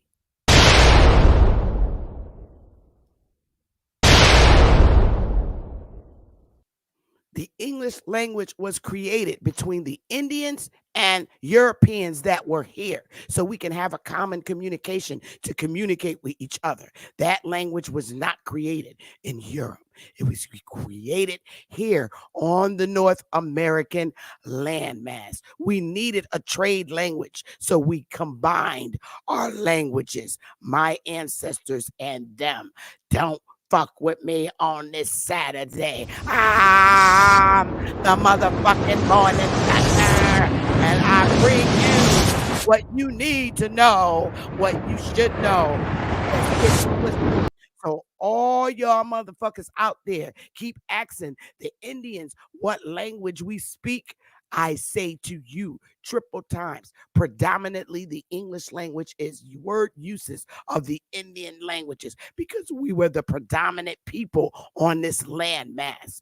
At the time the English language was created, it was even before the fucking colonies was even established. I'm the chief morning thunder, bringing you the motherfucking truth. So when we tell you that we're speaking our language, we're speaking our language. You understand that? And I bet you understand it. And guess what? Your ass was on my panel, Mr. Dan Ditso, speaking to me in my language.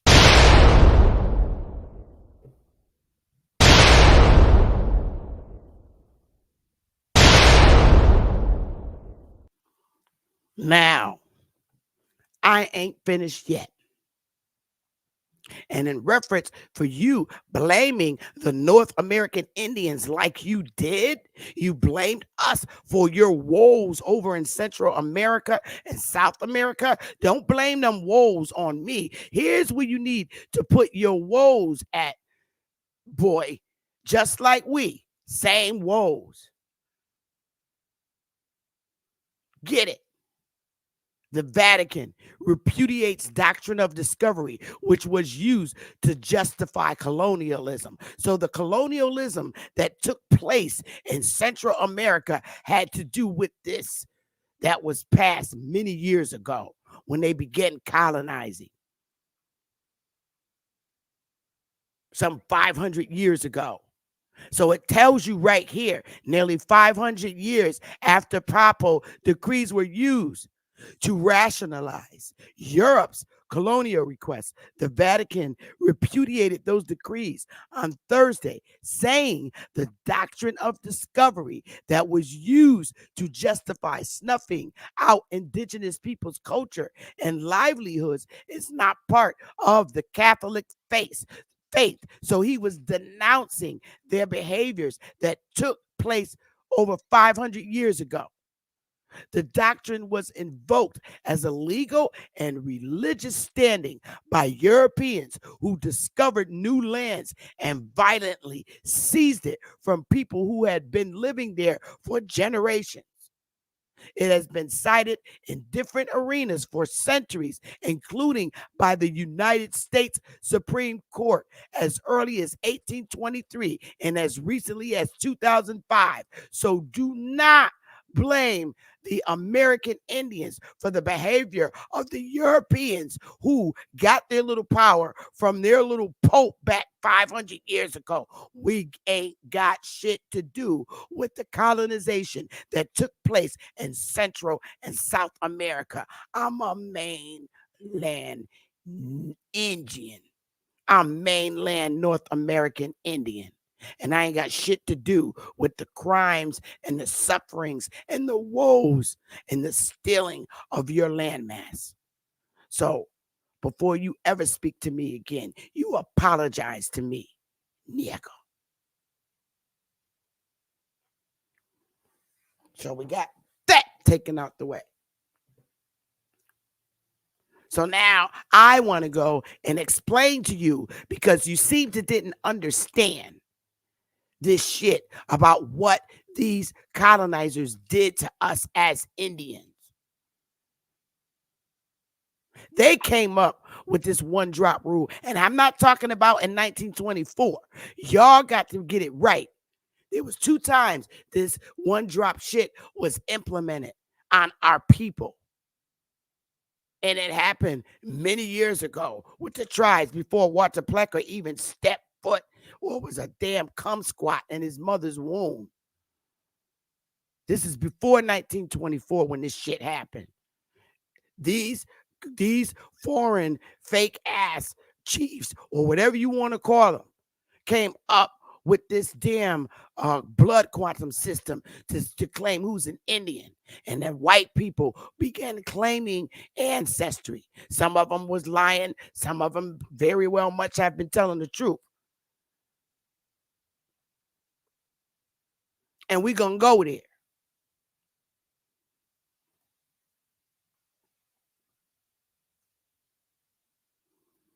This goddamn quadroon, octoroon, and quintoon system came up.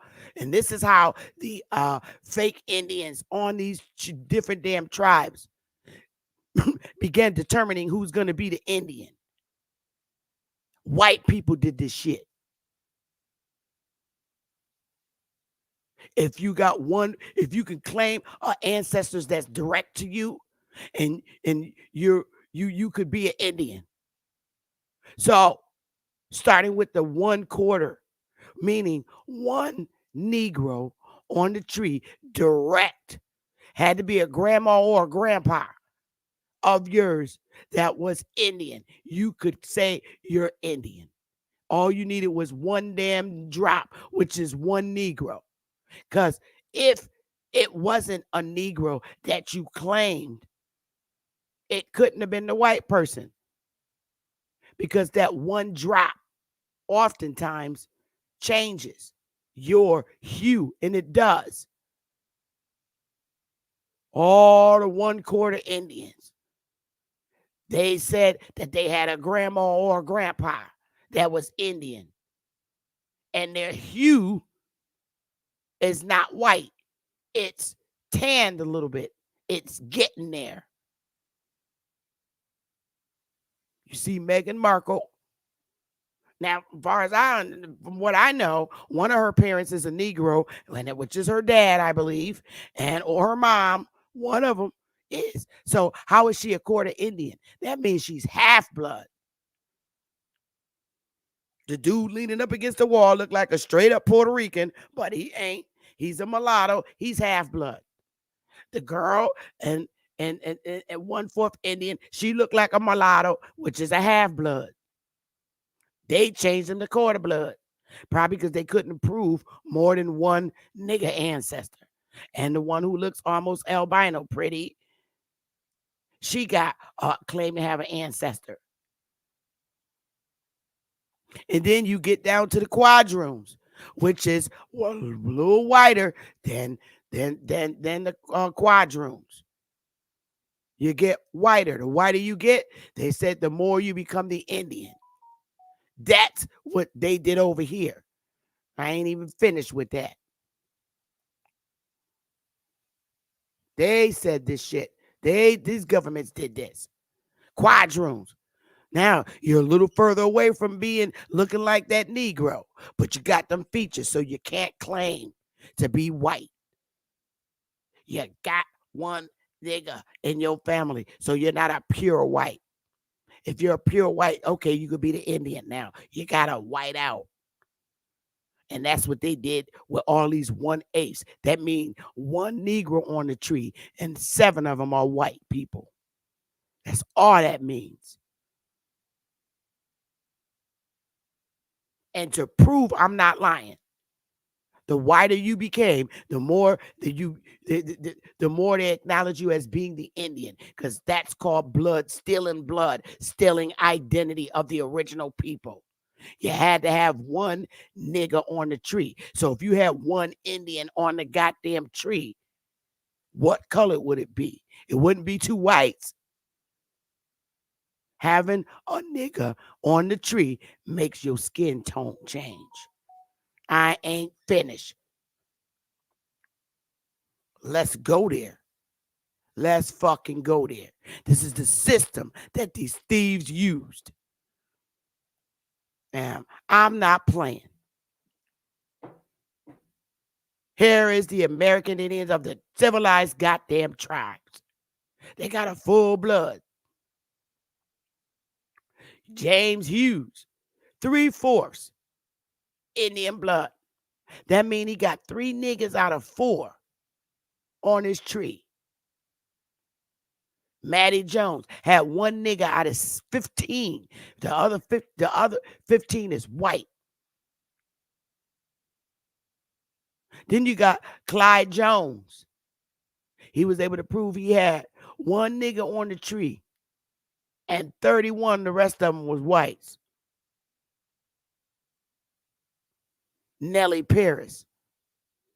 She's half. So mean one of her parents is Indian and one is probably white, more than likely. Joel Crittenden. He was able to prove he had 1 nigga on the Indian down the goddamn tree. And the rest was 7 whites. This is the biggest theft of the Indian identity in history on North American landmass.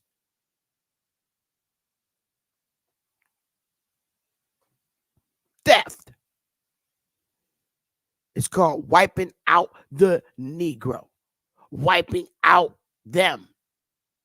Yet, the Negroes, the one on a goddamn reservation speaking Indian languages, but not the white people that don't speak. White people still don't speak no damn Indian languages. They still can't understand us communication-wise when we speak. And we're speaking the English that they work together with us to create. And they still don't understand us in our communications. They still need an interpreter.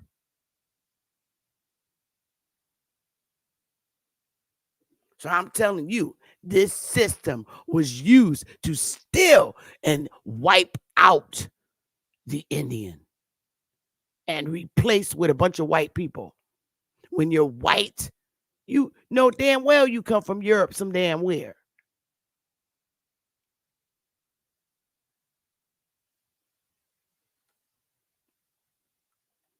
And to go further, let's explain the red nigga. And so I remember she shared this with us before. How you know? What does the term red nigger really signify? What groups are racially categorized by this discriminatory term? The word nigger is arrival only by the invective cunt as a term of opprobrium in the United States, not in South America. I ain't talking about y'all asses. Nigger, despite attempts to defang it, remains in many quarters a word thick with scornful reproach and contempt. It is common to place a word in front of nigger to create an insult toward a group. For example, sand nigger insults Arabs and Arab Americans. Boat nigger contemptuously refers to recently arrived Cuban Americans or anyone from the Caribbean seeking asylum in the United States. European nigger and potato nigger are terms of scorn for poor Irish, especially new immigrants. Prairie nigger, timber nigger, and swamp nigger are all insults against American Indians. Rice nigger belittles persons of mixed Asian and African descent. Taco nigger defames Mexicans, especially ones with dark skin. Snow nigger and ice nigger degenerate into it. Rice nigger and slant eye niggers are slurs directed at Asians. And nigger lover is a derogatory term used to characterize whites who befriends blacks. Nigger is the ultimate racial insult. The term red nigger has been used in several ways as a racial diss against Native Americans, okay, or people with mixed Native American ancestry, as an insult against African Americans with light skin. All right? That word wasn't used back then, but we're going to dodge the hijack and replace it with what it was, Negroes, regardless of their ancestral mix. And as a denigration of communists, almost exclusively ones with dark skin. In his entry, Freedom Summer, the prominent blogger, mediator, Blades reminisces.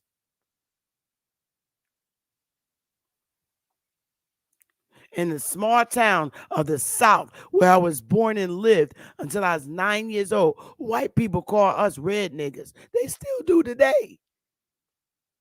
In truth, our family was a mix of Scottish, African American, and Seminole. We're using updated terminology because this article was written in 2006.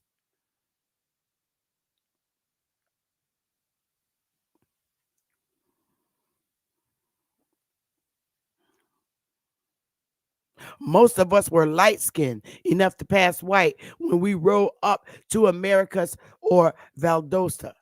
The deception got us into places we couldn't otherwise have gone, like front row center at the movie theater instead of the coloreds only balcony. Now it done switched to coloreds. This is what I'm talking about. They kept giving us Indians different identities, which is more of what we're accustomed to hearing back then. My grandmother has colored on her damn marriage certificate and birth certificate. She wasn't racially classified as no damn black or Negro. Back home, however, where we were known, it was another story. Blade's experience is not surprising. In the 1950s and 60s, the years he was young in the American South, Native Americans were often placed side by side and barely above African Americans on the racial hierarchy. Jim Crow laws and Jim Crow social etiquette often included prohibitions against social equality for so called Indians. African Americans and Native Americans were denied white drinking fountains, cafes, restrooms, movie theaters, libraries, swimming pools, and buses. Indians were considered inferior to whites, and it was not uncommon to hear Native Americans referred to as niggers or red niggas. Unfortunately, these slurs resurface when there are contemporary conflicts between whites and Native Americans. You know what? It should also be noted that the term modern white supremacist movement considers Native Americans to be one of many mud people threatening the whiteness of the United States. The white power and the vaginal Jesus recently gained notoriety within the album Affirmative Apartheid, distributed by Unholy Records. The album, with a growing underground following, includes songs Million Monkey March, Mandatory Abortion for Niggers, and Indians Are Red Niggas Skunks. Ironically, the band left Resistance Records, another white supremacist record distributor, and because their songs were not considered hardcore racist. I don't even want to keep reading this shit, but you get the picture. And anybody want to read about the red nigger, I'll copy it and put it in the chat room. This is the shit that went on in the 50s and the 60s. Now, my mother was just a little girl. She was born in 1948, and they went through this bullshit. My grandmother was a grown woman. She was born in 1931. She went through all that shit as Indians. And before that, her mother was the one that they was hanging in the fucking trees, who was born in 1908 in South Carolina. They was the ones getting hung in the trees and burnt out their fucking houses because they was Indians. So you tell me, why I shouldn't be disgusted and sad after what my parents and grandparents went through. My mother alone in the civil rights movement. That was some fucked up shit. And that shit still exists in white corporate American offices today. You got these boomers that are only accustomed to working with their people that look like them, and they prefer working with them. My attitude has always been and will always be fuck you and the hole you came out of. You either work with me or you don't. That's my attitude. And I mean that shit. And I mean that shit, literally. Because this ain't the 1950s. This is the motherfucking 2021, where if I see you alone, I will punch you in your fucking face. You disrespect me, I'm going to disrespect you back. Hands down. I will literally punch you in your fucking face and send you to work with a motherfucking black eye. Oh, you gonna know you done walked and bumped into motherfucking morning thunder.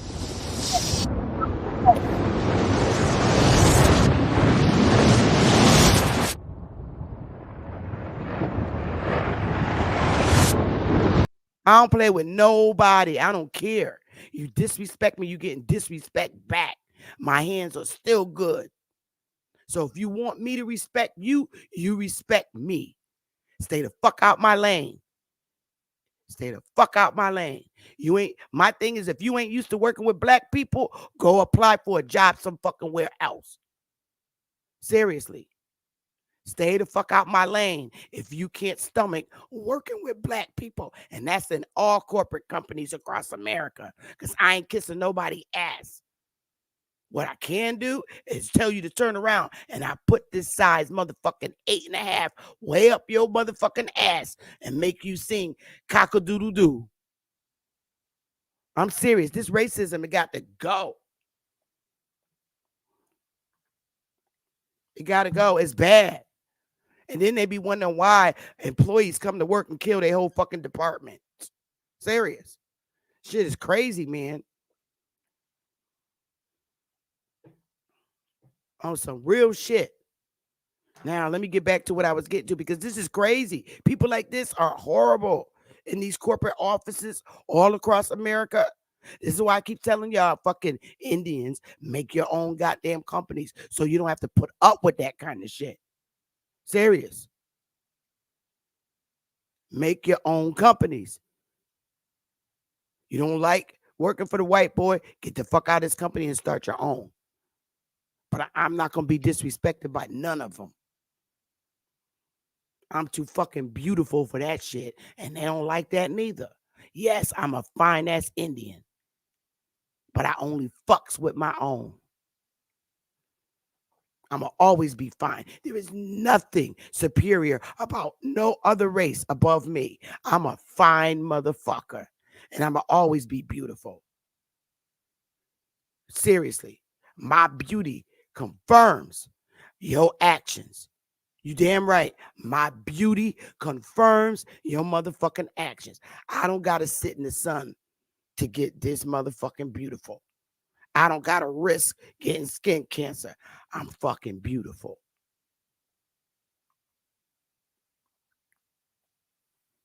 Let me get back to my lesson.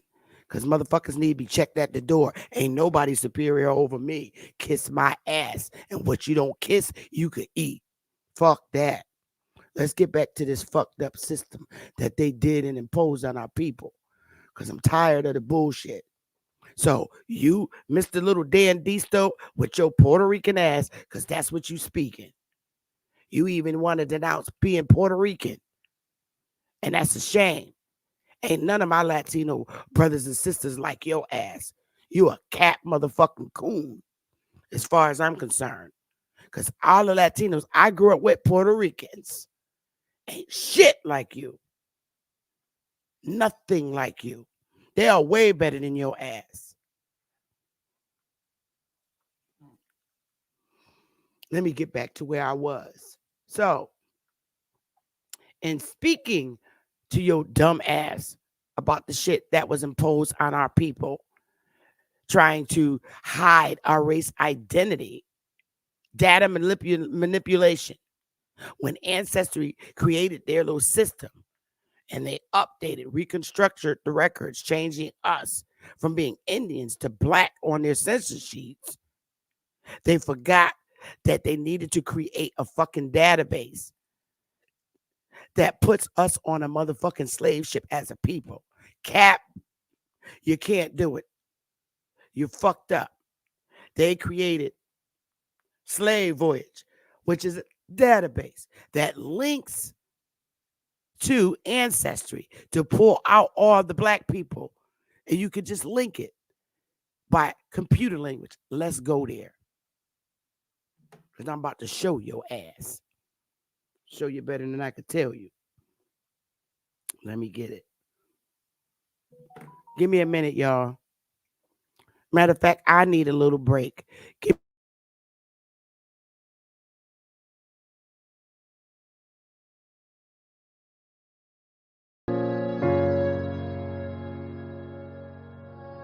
Yeah. Conscious. Matic.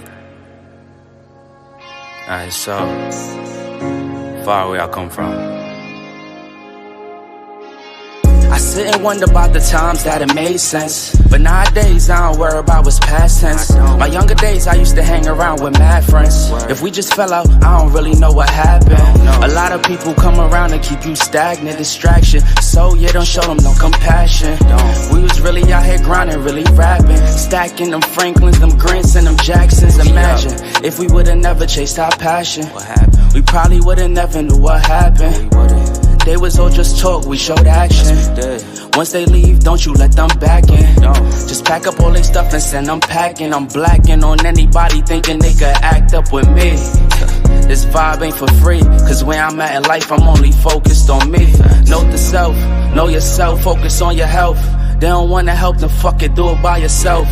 Don't give them no excuse to put you on the shelf. If it's me, myself, and I, then it's no one else. Yeah. Self-love is the best love. It's the people who always give that never get love. They ain't real enough to probably say they messed up. Just let it go and make the best of it. Yeah, self-love is the best love. It's the people who always give that never get love.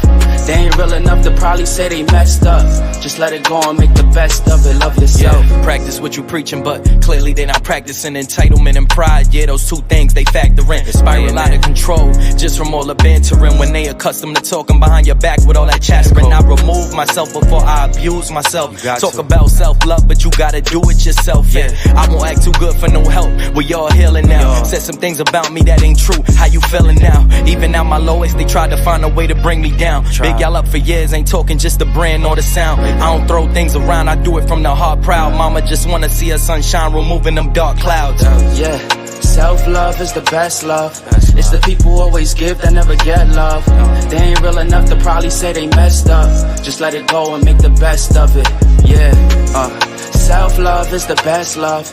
It's the people who always give that never get love. They ain't real enough to probably say they messed up. Just let it go and make the best of it. Love yourself. All right, y'all, let's go. It's getting close to time for me to do my genealogy appointment, and I still got 2 hours. But let me give you an understanding of database manipulation. All right. Oh, I gotta write this word.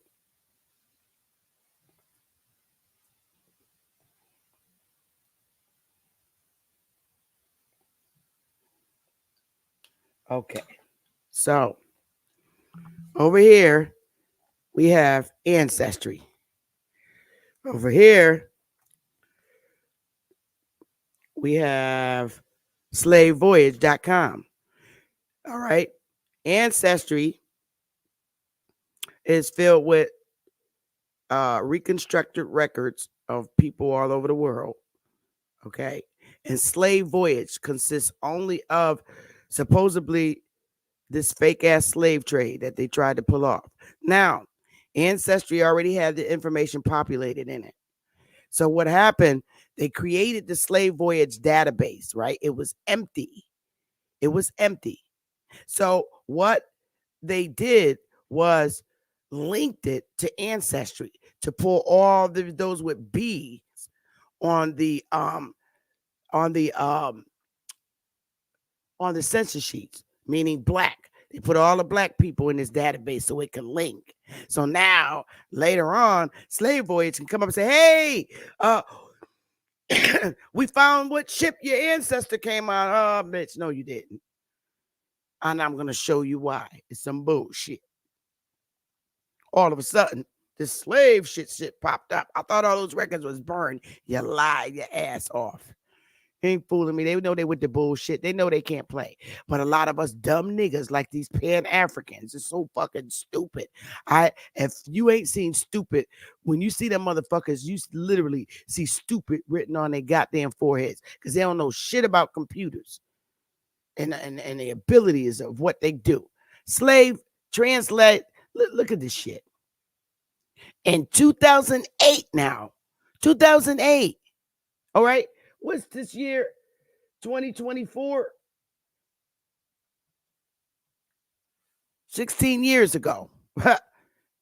In 2008, the Transatlantic Slave Trade Database was first made freely available online thanks to, now listen, to the efforts of David Eltis in collaboration with a multidisciplinary and international team of who? Scholars, programmers, because you need them to program the shit to connect to Ancestry, librarians, and designers. Get your ass out of here. In 2008, you found all the people who had a fucking ancestor in Africa. Okay. But you forgot to give them the African fucking names. You gave them name Betty Sue, Anime, Pagadoodoo, Cockadoodle Doo. Get your ass out of here. Ain't none of them had no damn African names. Nefertaria, all these crazy ass African names. Imani, Naomi. No, get your ass out of here. None of them had African names because they linked it. The programmers, that's what they do. They create databases and program them to link. You can do that. I worked with programmers for years and connect the databases. How do you think they come up with updated and modern technology? And all the old information, they transfer it to the new system. Get your ass out of here. Only a dumbass African that ain't had no business office experience wouldn't know that. So therefore, they still run with the fucking daishiki. But don't fuck with Chief Morning Thunder. It's motherfucking Saturday, and I'm not playing with nobody today.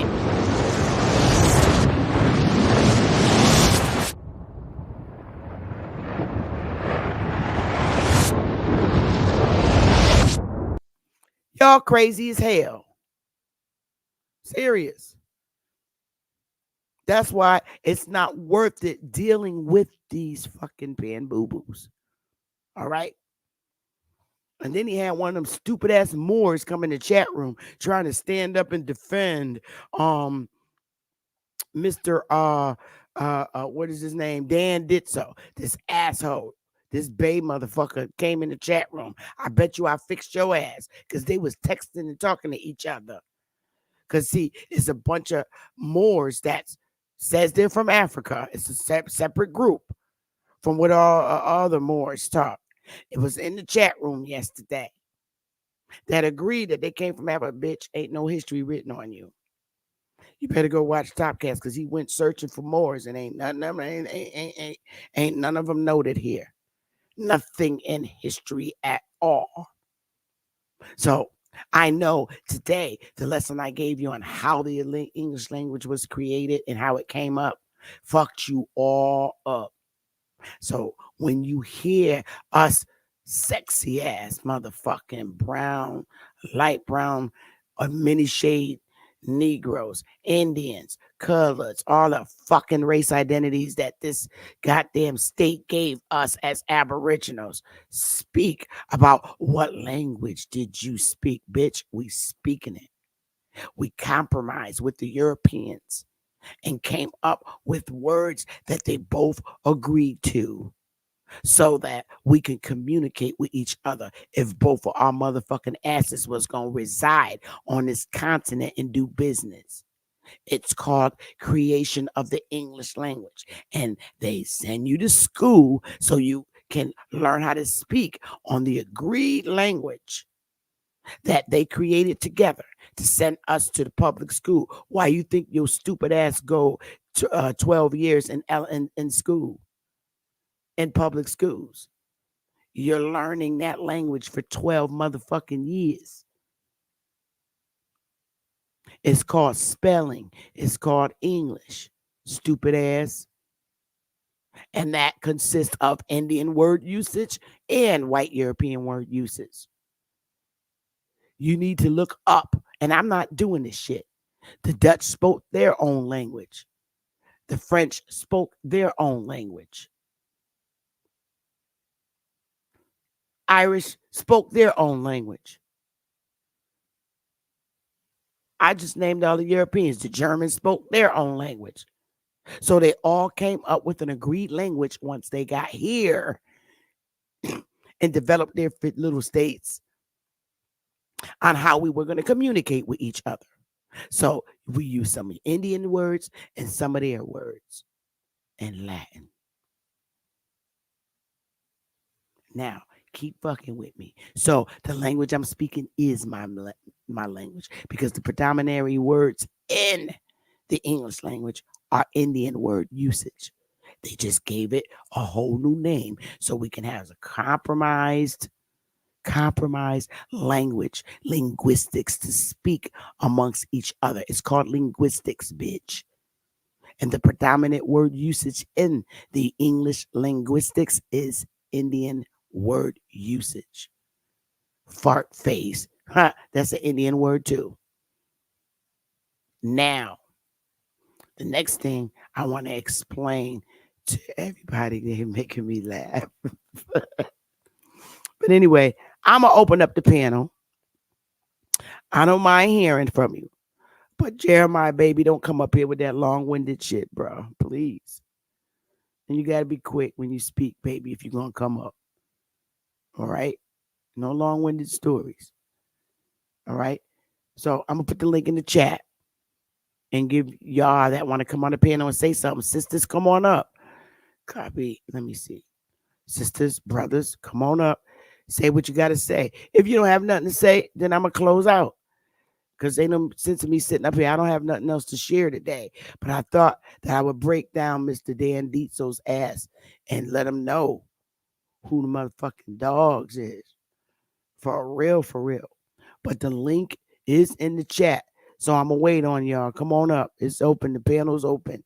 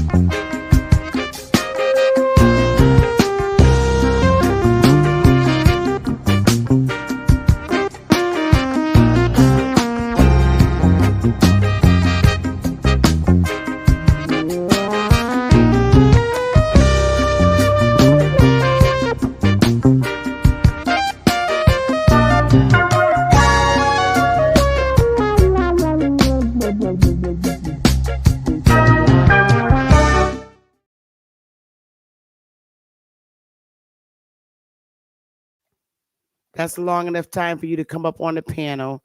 I waited. Add Power X that I share this. Um, he's there's a debate today, Saturday, February 10th at 5 p.m. I believe there is a cost for the tickets. You can email him directly. It's the Great Debate, and the debate is between A1, aka Anahu L, the God, versus YK, the Truth. Um, YK, the Truth, and the topic of debate are Moors from America. That's the big question. Are Moors from America? And it's a pay per view live event today at 5 Eastern Time. So if it's at 5 o'clock East Coast time, that means Central Time, which is the Midwest, it's 4 p.m. If it's the West Coast, it's 2 p.m. And that's a live debate between A1, aka Anahu El, the God, versus YK, the Truth. Now, this all for quite a while. A lot of content creators have said that the Moors are not from America. Even myself, guilty of that from what I've learned. So, but that doesn't mean that I hate Moors or have anything against them. I just could not find history that make me digest that they are truly from here. So we'll find out tonight because A1's going to drop it and prove that Moors are from here, and YK's the Truth is going to drop information that he feels substantiates that they're not from here. So I don't know. Am I going to watch this debate? Yes, I'm about to text app BAP now. Um, so get your tickets. Get your tickets. You still have time. Aboriginal Powers Cash App is $ Aboriginal Power. That's just Cash App. What's good, Jeremy? What you got going? What's going on? How you doing, Sister Bethy and the panel? I just got off of work, so I ain't got no long conversation. But I just had a question. Do you think that the people, the dark skinned people that live in Europe is indoctrinated like all peoples when it comes down to them being aboriginal to Europe? Because most of them believe that they African. The ones that actually got the accent when it comes down to them speaking I guess Anglo-Saxon. I guess that's the language that they speak in Europe, the ones that's dark skinned. I do believe a lot of them are indoctrinated, but today they're waking up to see um, who they are today because it's like the spell's been broken. I'll give you an example. Um, I'll give you an example. They're learning. A lot of them do know. A lot of them do know who they are, and a lot of them don't. But don't let it fool you.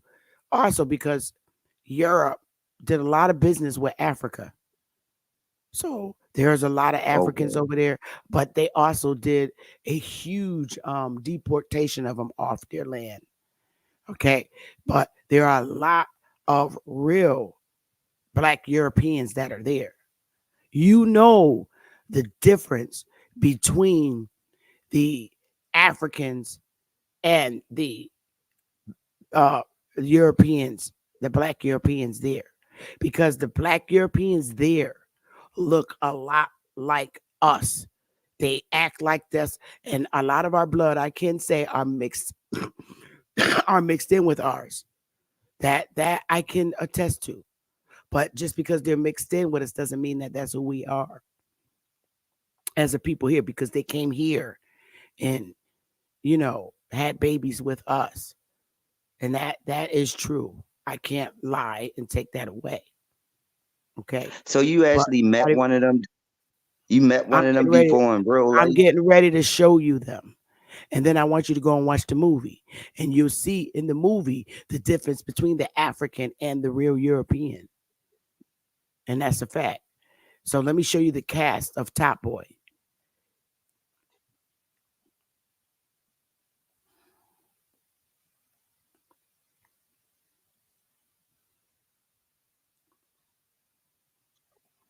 This is the cast of the movie Top Boy.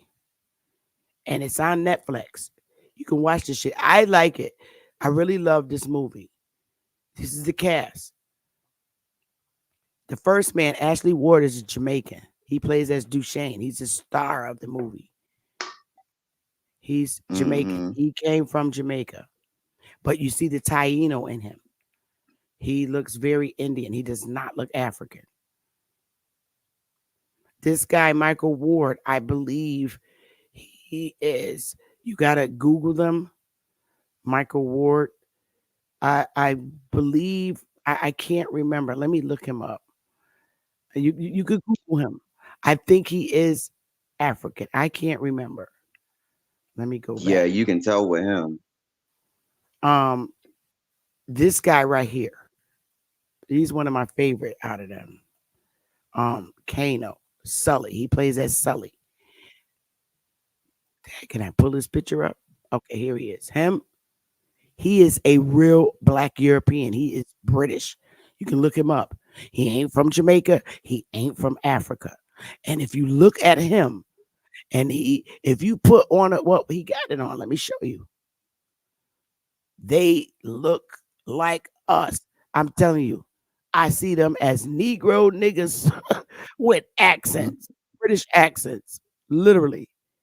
If you saw him in the hood with a hoodie on, you would not know if he was from Europe, England, UK, or from here. They look exactly like us. That's the difference. You see that just a strong difference between the way he looks and an African. You know what an African look like.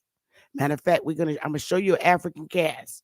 Let me stop here because I keep lusting at him and Willie gets jealous. But that's too bad. He fine as hell.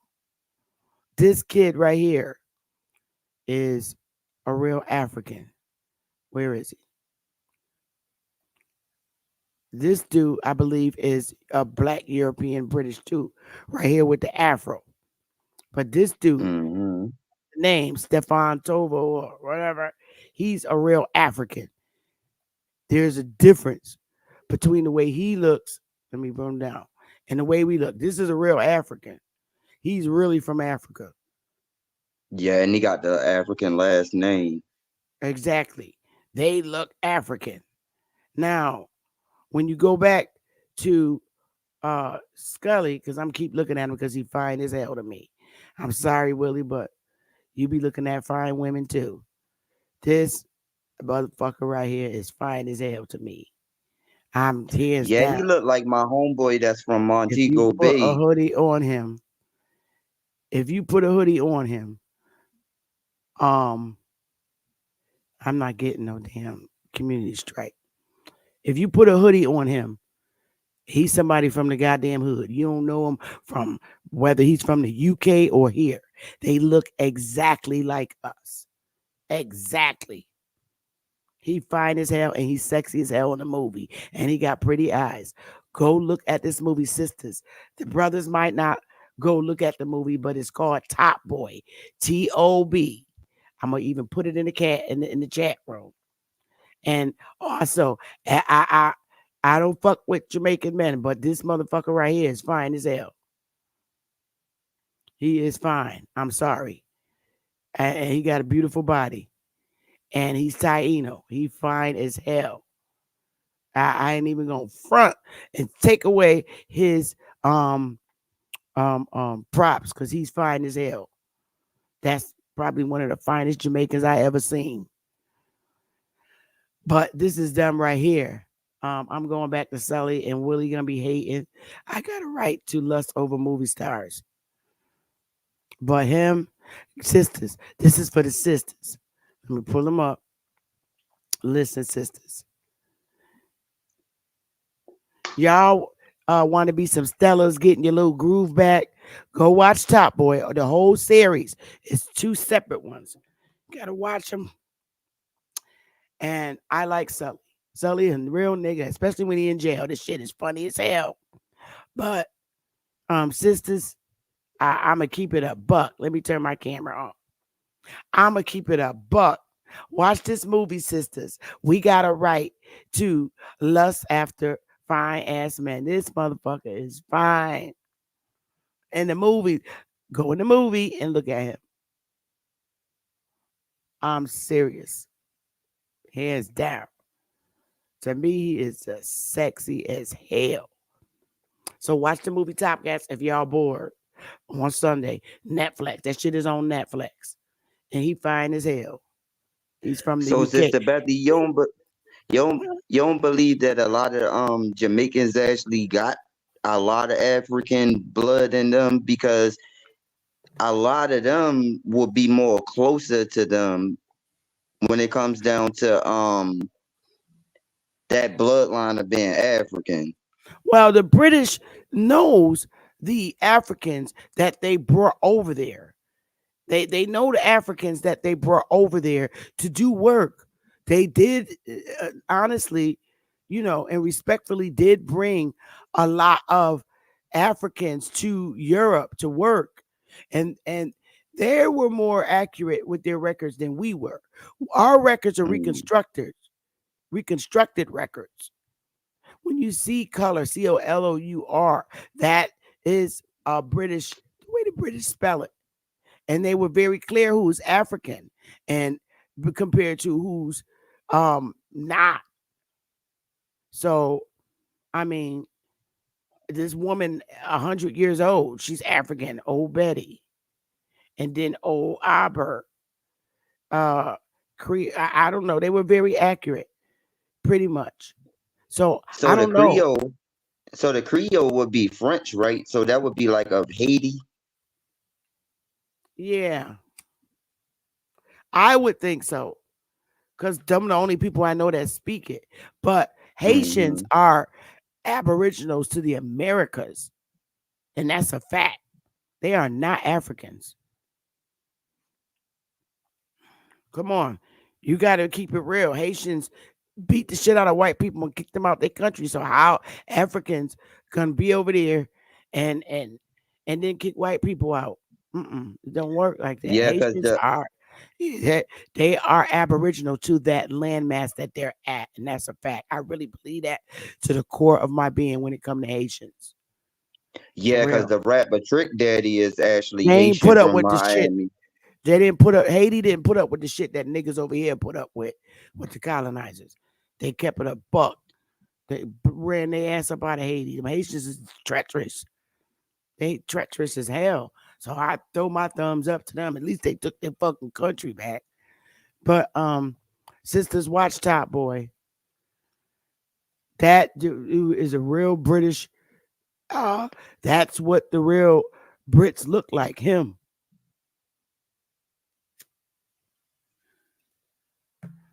I work with white guys that talk exactly like him. And I think a lot of white British men left Britain to come over here in recent years. Within like the last 30 years, they came over here to get a better life because they got sick of the shit over there in London and UK. And the ones I speak to is sexy as hell. You can turn it off. You don't have to leave it on. I see you. What's up? So Good so afternoon. the black Irish, well, the dark Irish people and the dark, so all of them is in one category as being the black European, right? Yeah. Yes. Yes. Of all the European countries. So it don't matter what country they from, long as it's a part of Europe, they actually considered as black Europeans. Correct. Because they're not all from Africa. Just like you got Australia, they're not from Africa, but they're Yeah, indigenous I people actually to have a Australia. homeboy. I have a homeboy that's actually Aboriginal. I have Aboriginal Australian, and he dark skinned, and he actually got all touch of hair too. Yeah. When you watch that movie Top Boy, I think I'm gonna recommend you watch it. Dumb damn Europeans, black Europeans act just like us. They, oh my God, they even dance like us. They don't dance like Africans. They dance like us. They do the motherfucking electric slide over in that bitch. You gonna see they're black Europeans. They dance like us. I ain't even gonna lie. I said they a bunch of niggas with accents.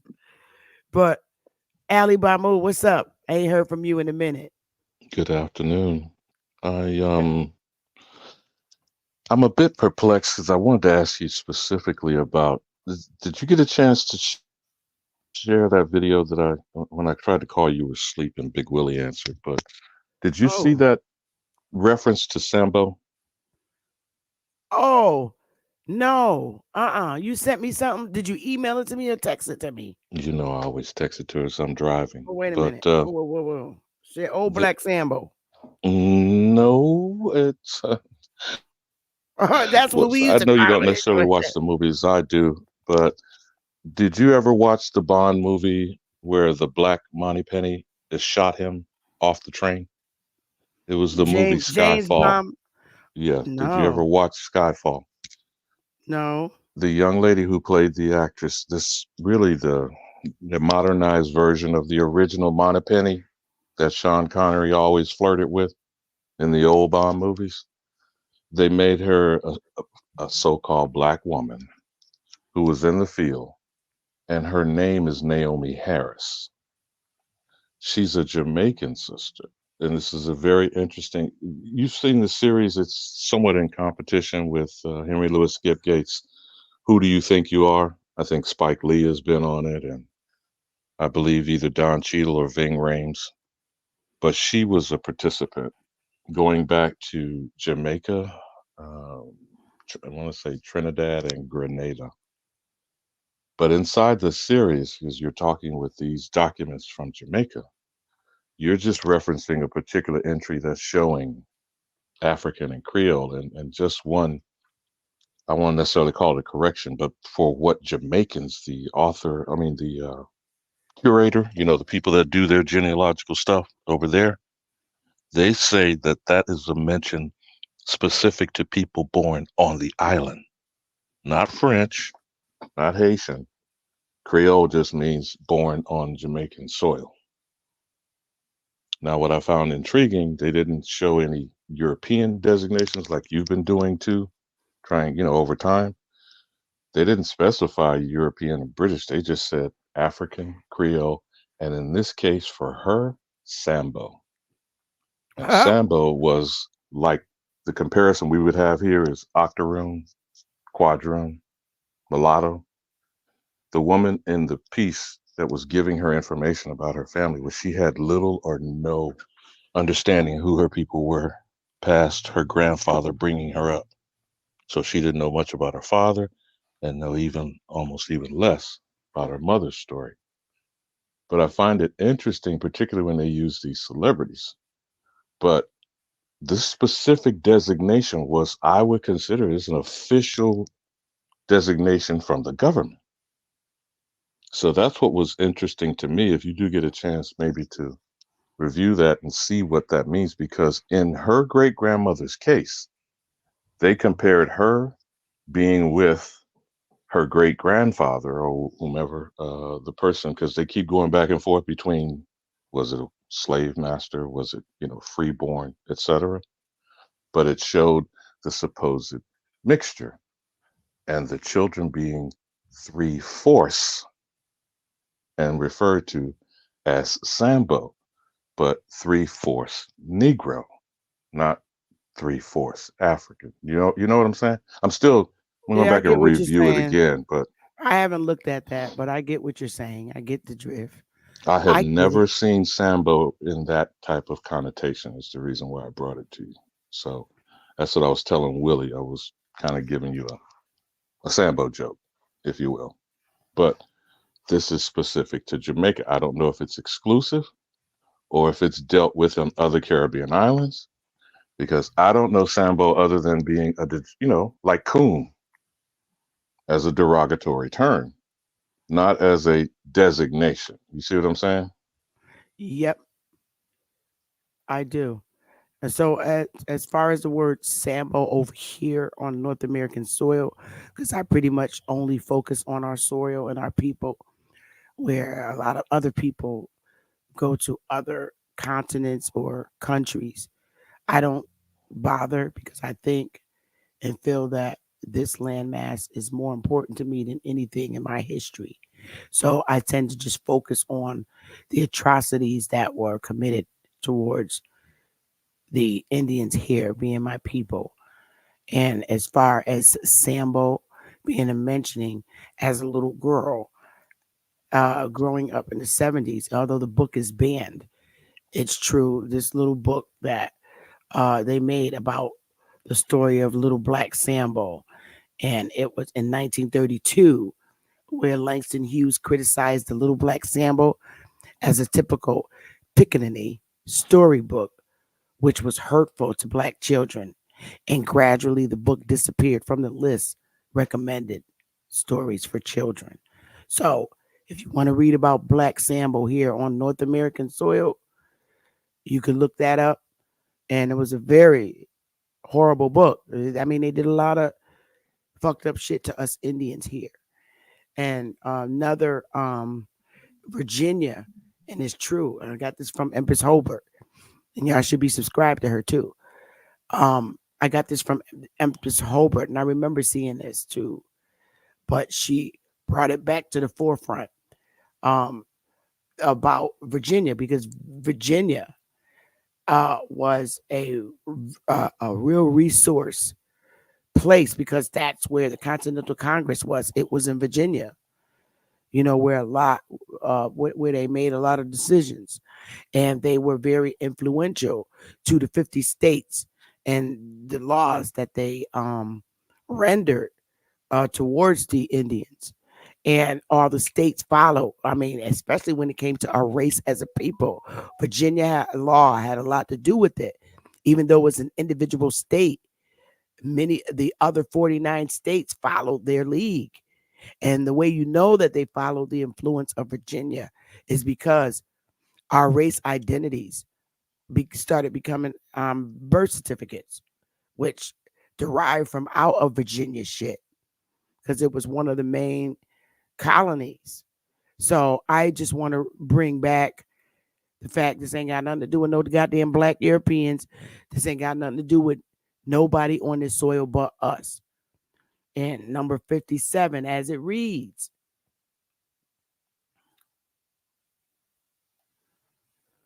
the Virginia Vital Statistic Bureau class R non-reservation Indians as Negro. And they did. They did. All the Indians that wasn't on a reservation, they classified them as Negro. And black, of course, too. Negro means black in the Spanish language. And it failed to see why an exception should be made for the Rappahannocks. Therefore, in 1925, now Walter Placker's monkey ass pops up. The Indian Rights Association took on the Rappahannock case to assist the Rappahannocks in fighting for their recognition and rights as an Indian tribe. During the Second World War, the Paw Monkeys, Mattapones, Chickahominies, and the Rappahannocks had to fight the draft boards with respect to their racial identities. I told y'all about that. If they had one fucking drop of blood and Walter Plecker and his people knew about it, they'd tell you, oh, I know your grandmammy, she's a nigger, or your granddaddy. You got to go and register with the colored troops. The Virginia Vital Statistics Bureau insisted that certain Indian draftees be inducted into Negro units. Like I said, Finally, 3 Rappahannocs were convicted of violating the federal draft law, and after spending time in federal prison, were granted conscientious objector status and served out the remainder of the war working in the military hospitals. But y'all can read this shit. I'm going to put it in the chat room. It's a great read and understanding what these fools did to us. Because when you're looking at the Virginia vital statistics where they classified all the non-reservation Indians as Negro, all right? Understand this, y'all. When they did the Indian Removal Act back in that time, back in 1830, understand this. Not all of the Indians left their homes and abandoned them and went to Oklahoma.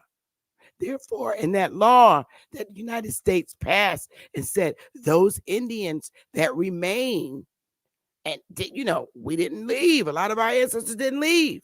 The majority of them didn't.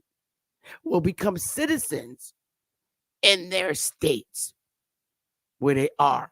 So that's where we automatically became citizens of the United States. Against our wishes, we became citizens. And we became them Negroes because we were not on the reservations. So off the reservation, you a Negro. And that was heavily influenced by Virginia. You wasn't on the reservation, you a goddamn Negro. You on the reservation, you Indian. And I just read that to you right here, where they clearly state that these Negroes were indeed Indians, families in the Cherokee Nation. I showed y'all that earlier. Where is it? Let me get it. Here we go. Right here with the bullshit. And the slaves were possibly Negroes, but the families were Indians of the Cherokee tribe. You damn right, because they on the motherfucking reservation, the Negroes.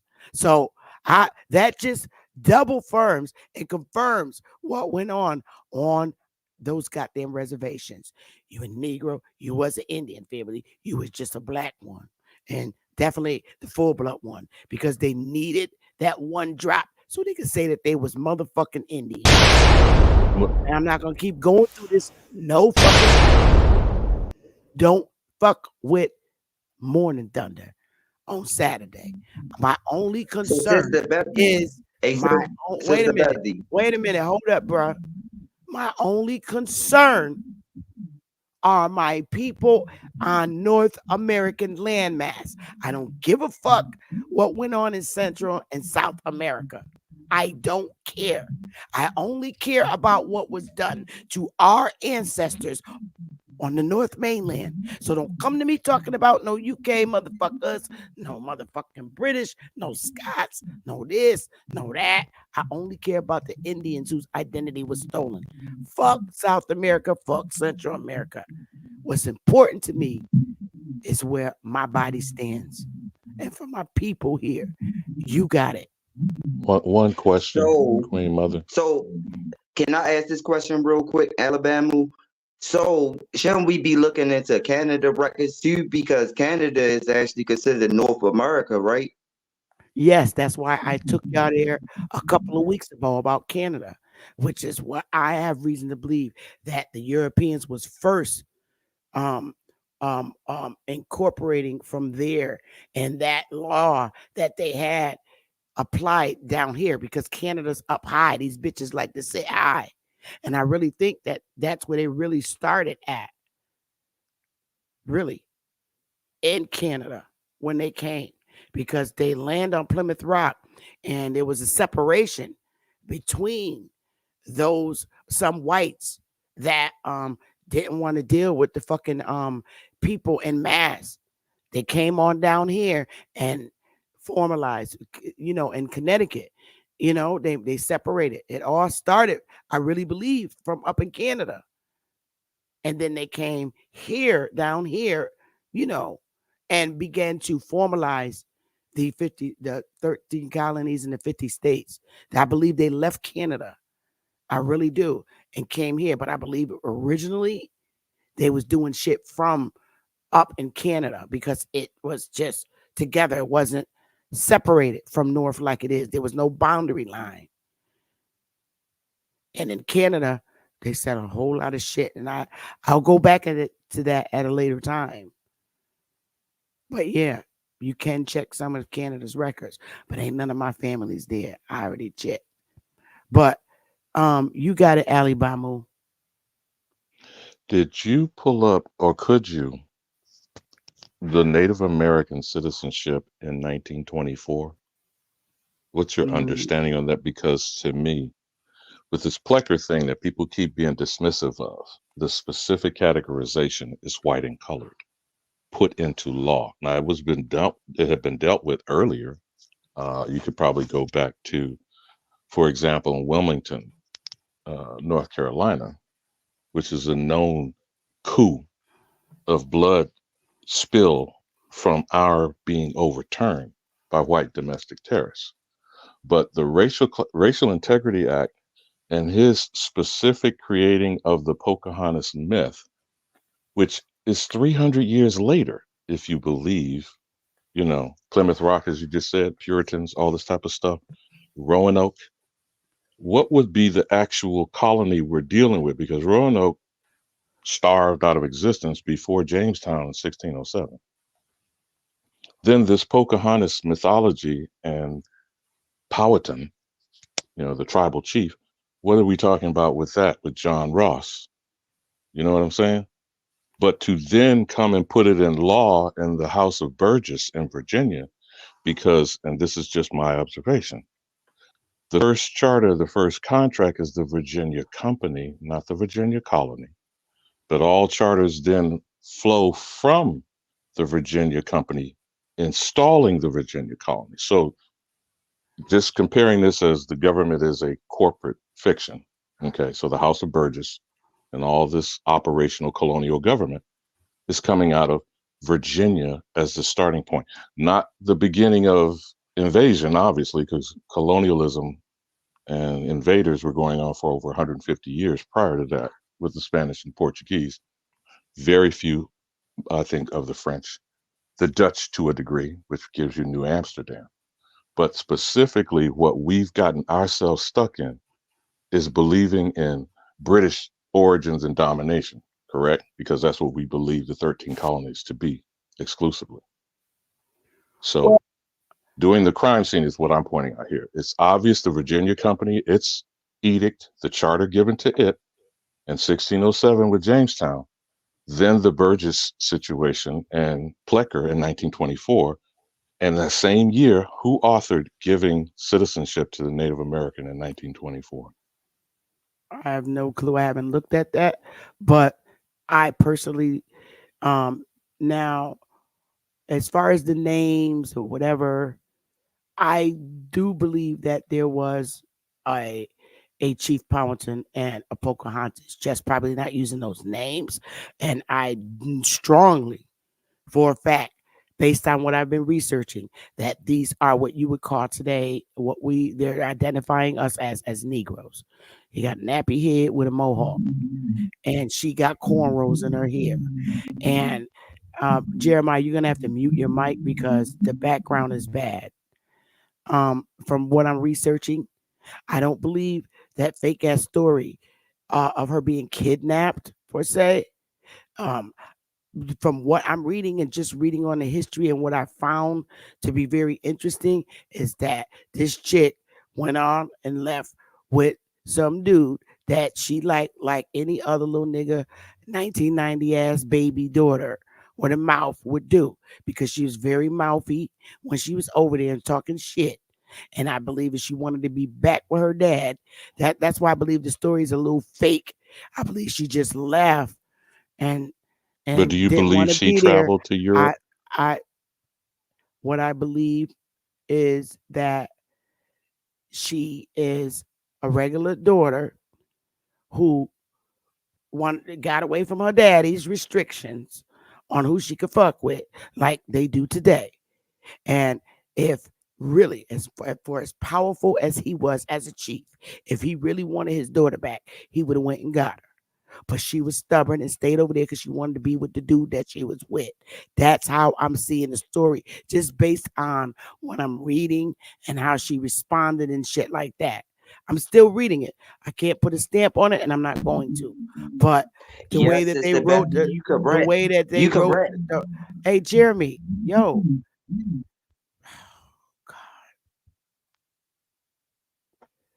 the way that I'm reading the stories on her responses is the way I'm reading the story and her responses back and forth and her digging up information about her family and shit is what I'm coming up with as far as her being kidnapped by some white dudes and kept for ransom and all this bullshit.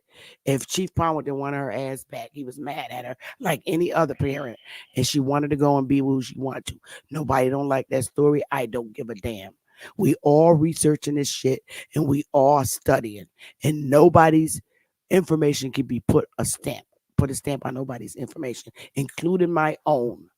Now go ahead, Jeremy. Say what you're gonna say, and then I'm gonna give it to Ali Boumar and get the hell up out of here.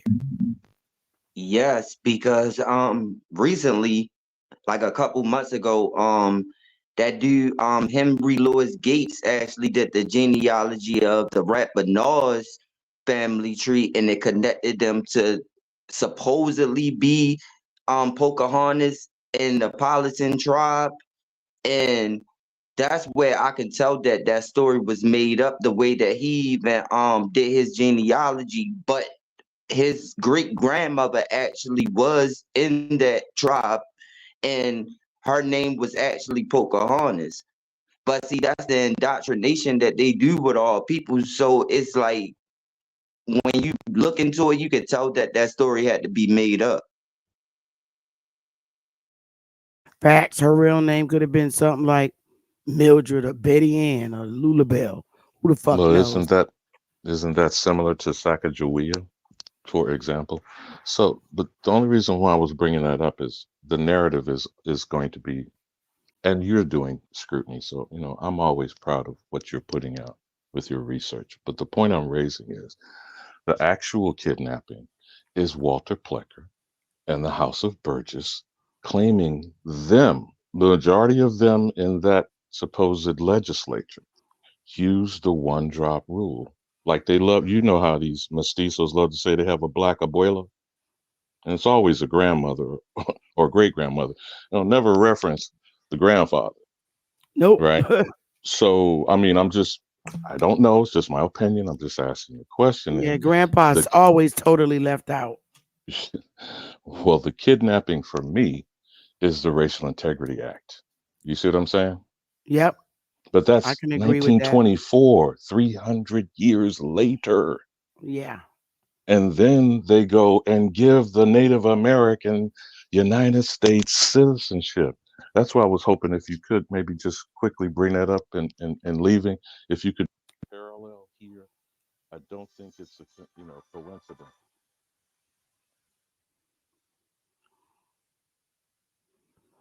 I don't know what happened, but his phone died out. I can't hear him anymore. Um, Did you see I was just wondering if mic check. Can you hear me? now I can. StreamYard seems to put I, StreamYard I seems to put can't. me in the hunky hole I, frequently. Uh, the point I was making about 1924, which makes it literally our 100th anniversary as we're in this year, that is not a coincidence to me.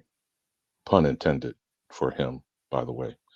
1924 Racial Integrity Act, 1924 Native American citizenship. I don't know exactly how it was referred to. I don't know if it was an act that was passed into law. Remember, we still have, and I'm still waiting for, the facts of naturalization from 1790, 1870. The only thing close to it is 1924. Now, I do know there's probably other updates, for the naturalization process, Queen Mother, but in categories, there was white free persons and those of African nativity. Now, that means born on African soil. or Africa, that we call it, the continent. But what evidence is there of African descent? There is none. Well, those are the two Um, categories of United States citizen. Then well, you have well, the Native American. You feel what I'm saying now? yep. But they have American Indian now too, so that's a great thing. But I do. No, no, no, no. That's a designation specific to us. I'm saying a category of United States citizenship. You see what I mean? Oh, yes, yes, So if you do in your research, I think it was an act passed into law, but it was 1924. And the point I'm making is these are squatulating crackers under Walter Plecker because, like you said, vital statistics became whole 50 states in 1924. Not correct. colonial, not Indian Removal Act, 1800s, Right, in the 20th century. correct. And That's they a fact. took us, made us colored in law, though we may have already been referenced that. You know about our definition from 1828. Copper colored is a definition of American or Aboriginal. But to be put into law to elevate whiteness over colored, and that's where we get Jim Crow. You see what I'm saying? Yes, sir. I And do. then you lift up the Native American as a citizen, I'm going to say a co conspirator in your criminal enterprise on a federal level because the citizenship is the United States. It's not the separate states. Because remember, they keep trying to claim that their reservations are separate nations on land that's stolen. Now, I might be wrong, but this is where I'm coming to an awareness. They have been given their 30 pieces of silver like Judas the traitor, and they've been put on patches of land set aside through. Remember when we in Straight Smoke and I was sharing you about the public lands that started literally with the Revolutionary War and bounty lands? That's how they started their criminal enterprise. Yes, sir. Confiscating, claiming land be ceded by the 13 colonies who had no control over any piece of territory. Okay. Thank you I for could that, be brother completely wrong, Alabama. Queen Mother. I just thought I'd bring that to you to think about. That 1924 is extremely important in this 100th anniversary for us today to clearly understand what is citizenship, who is it specific to, and for me, there's only three categories: so-called white people, which they haven't told me what the hell that is; African nativity, those actually born in Africa; and the Native American, which is what?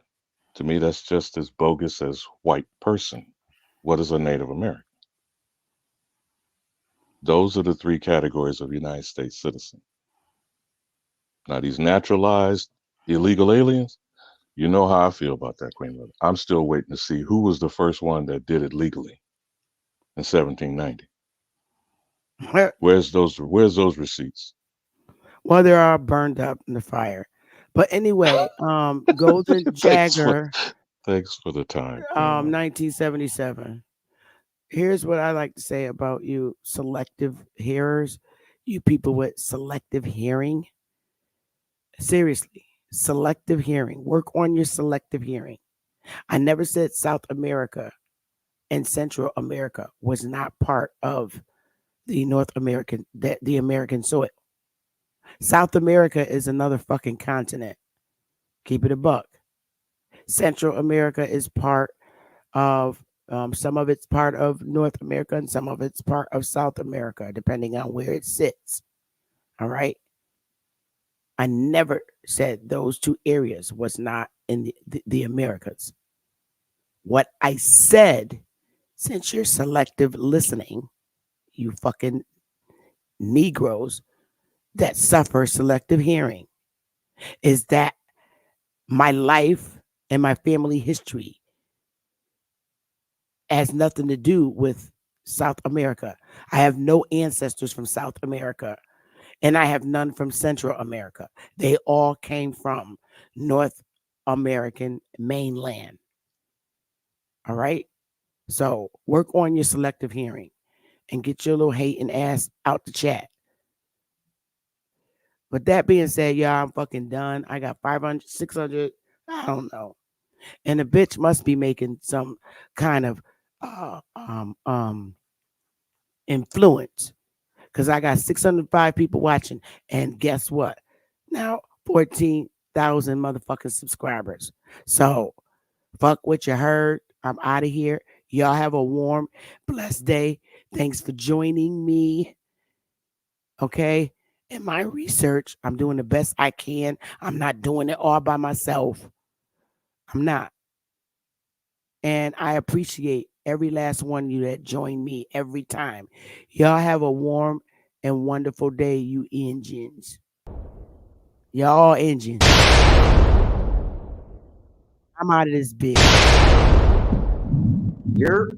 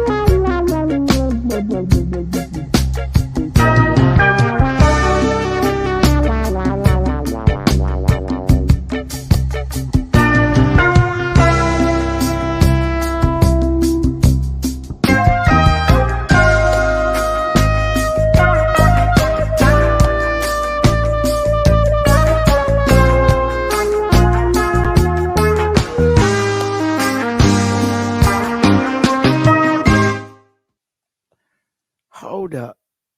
See, y'all dusty bastards don't get it. And you're not going to get it. You're going to get it one day. Let me tell you something, your dusty ass something. Why I hate black so much. Because, bitch, I'm not black. My skin is not black. This is my fucking cell phone. I'm not a crayon. My cell phone is black. There's a difference. My skin tone is not black. How many fucking shades lighter am I in this damn cell phone? So that's why I hate black so much. Don't fucking call me black because I'm not black. All right? White people say, I'm Irish. I'm Italian. I'm French. I'm German. Bitch, I'm not black. I'm Indian. I'm American, North American Indian. That's who I am. That's who I am. That's my identity.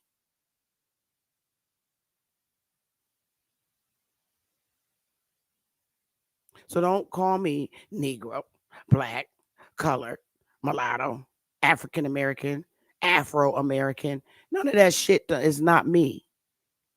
I am a North American Indian, and motherfuckers don't like it. You can't steal 1% of somebody's blood and say you're that individual. That shit runs through your bloodline if your ass ain't lying. But I'm a full blood of that 1% that you need to say that you're an Indian. I'm all the percentages. I don't have any mixed bloods. Both of my parents look like me, and I look like them. And I am full blooded. I don't need no blood quantum to be deemed an Aboriginal or an American Indian to this land. I am the motherfucking Aboriginal Indian to North American soil, and I will stand on that till death. Now you can have a good day.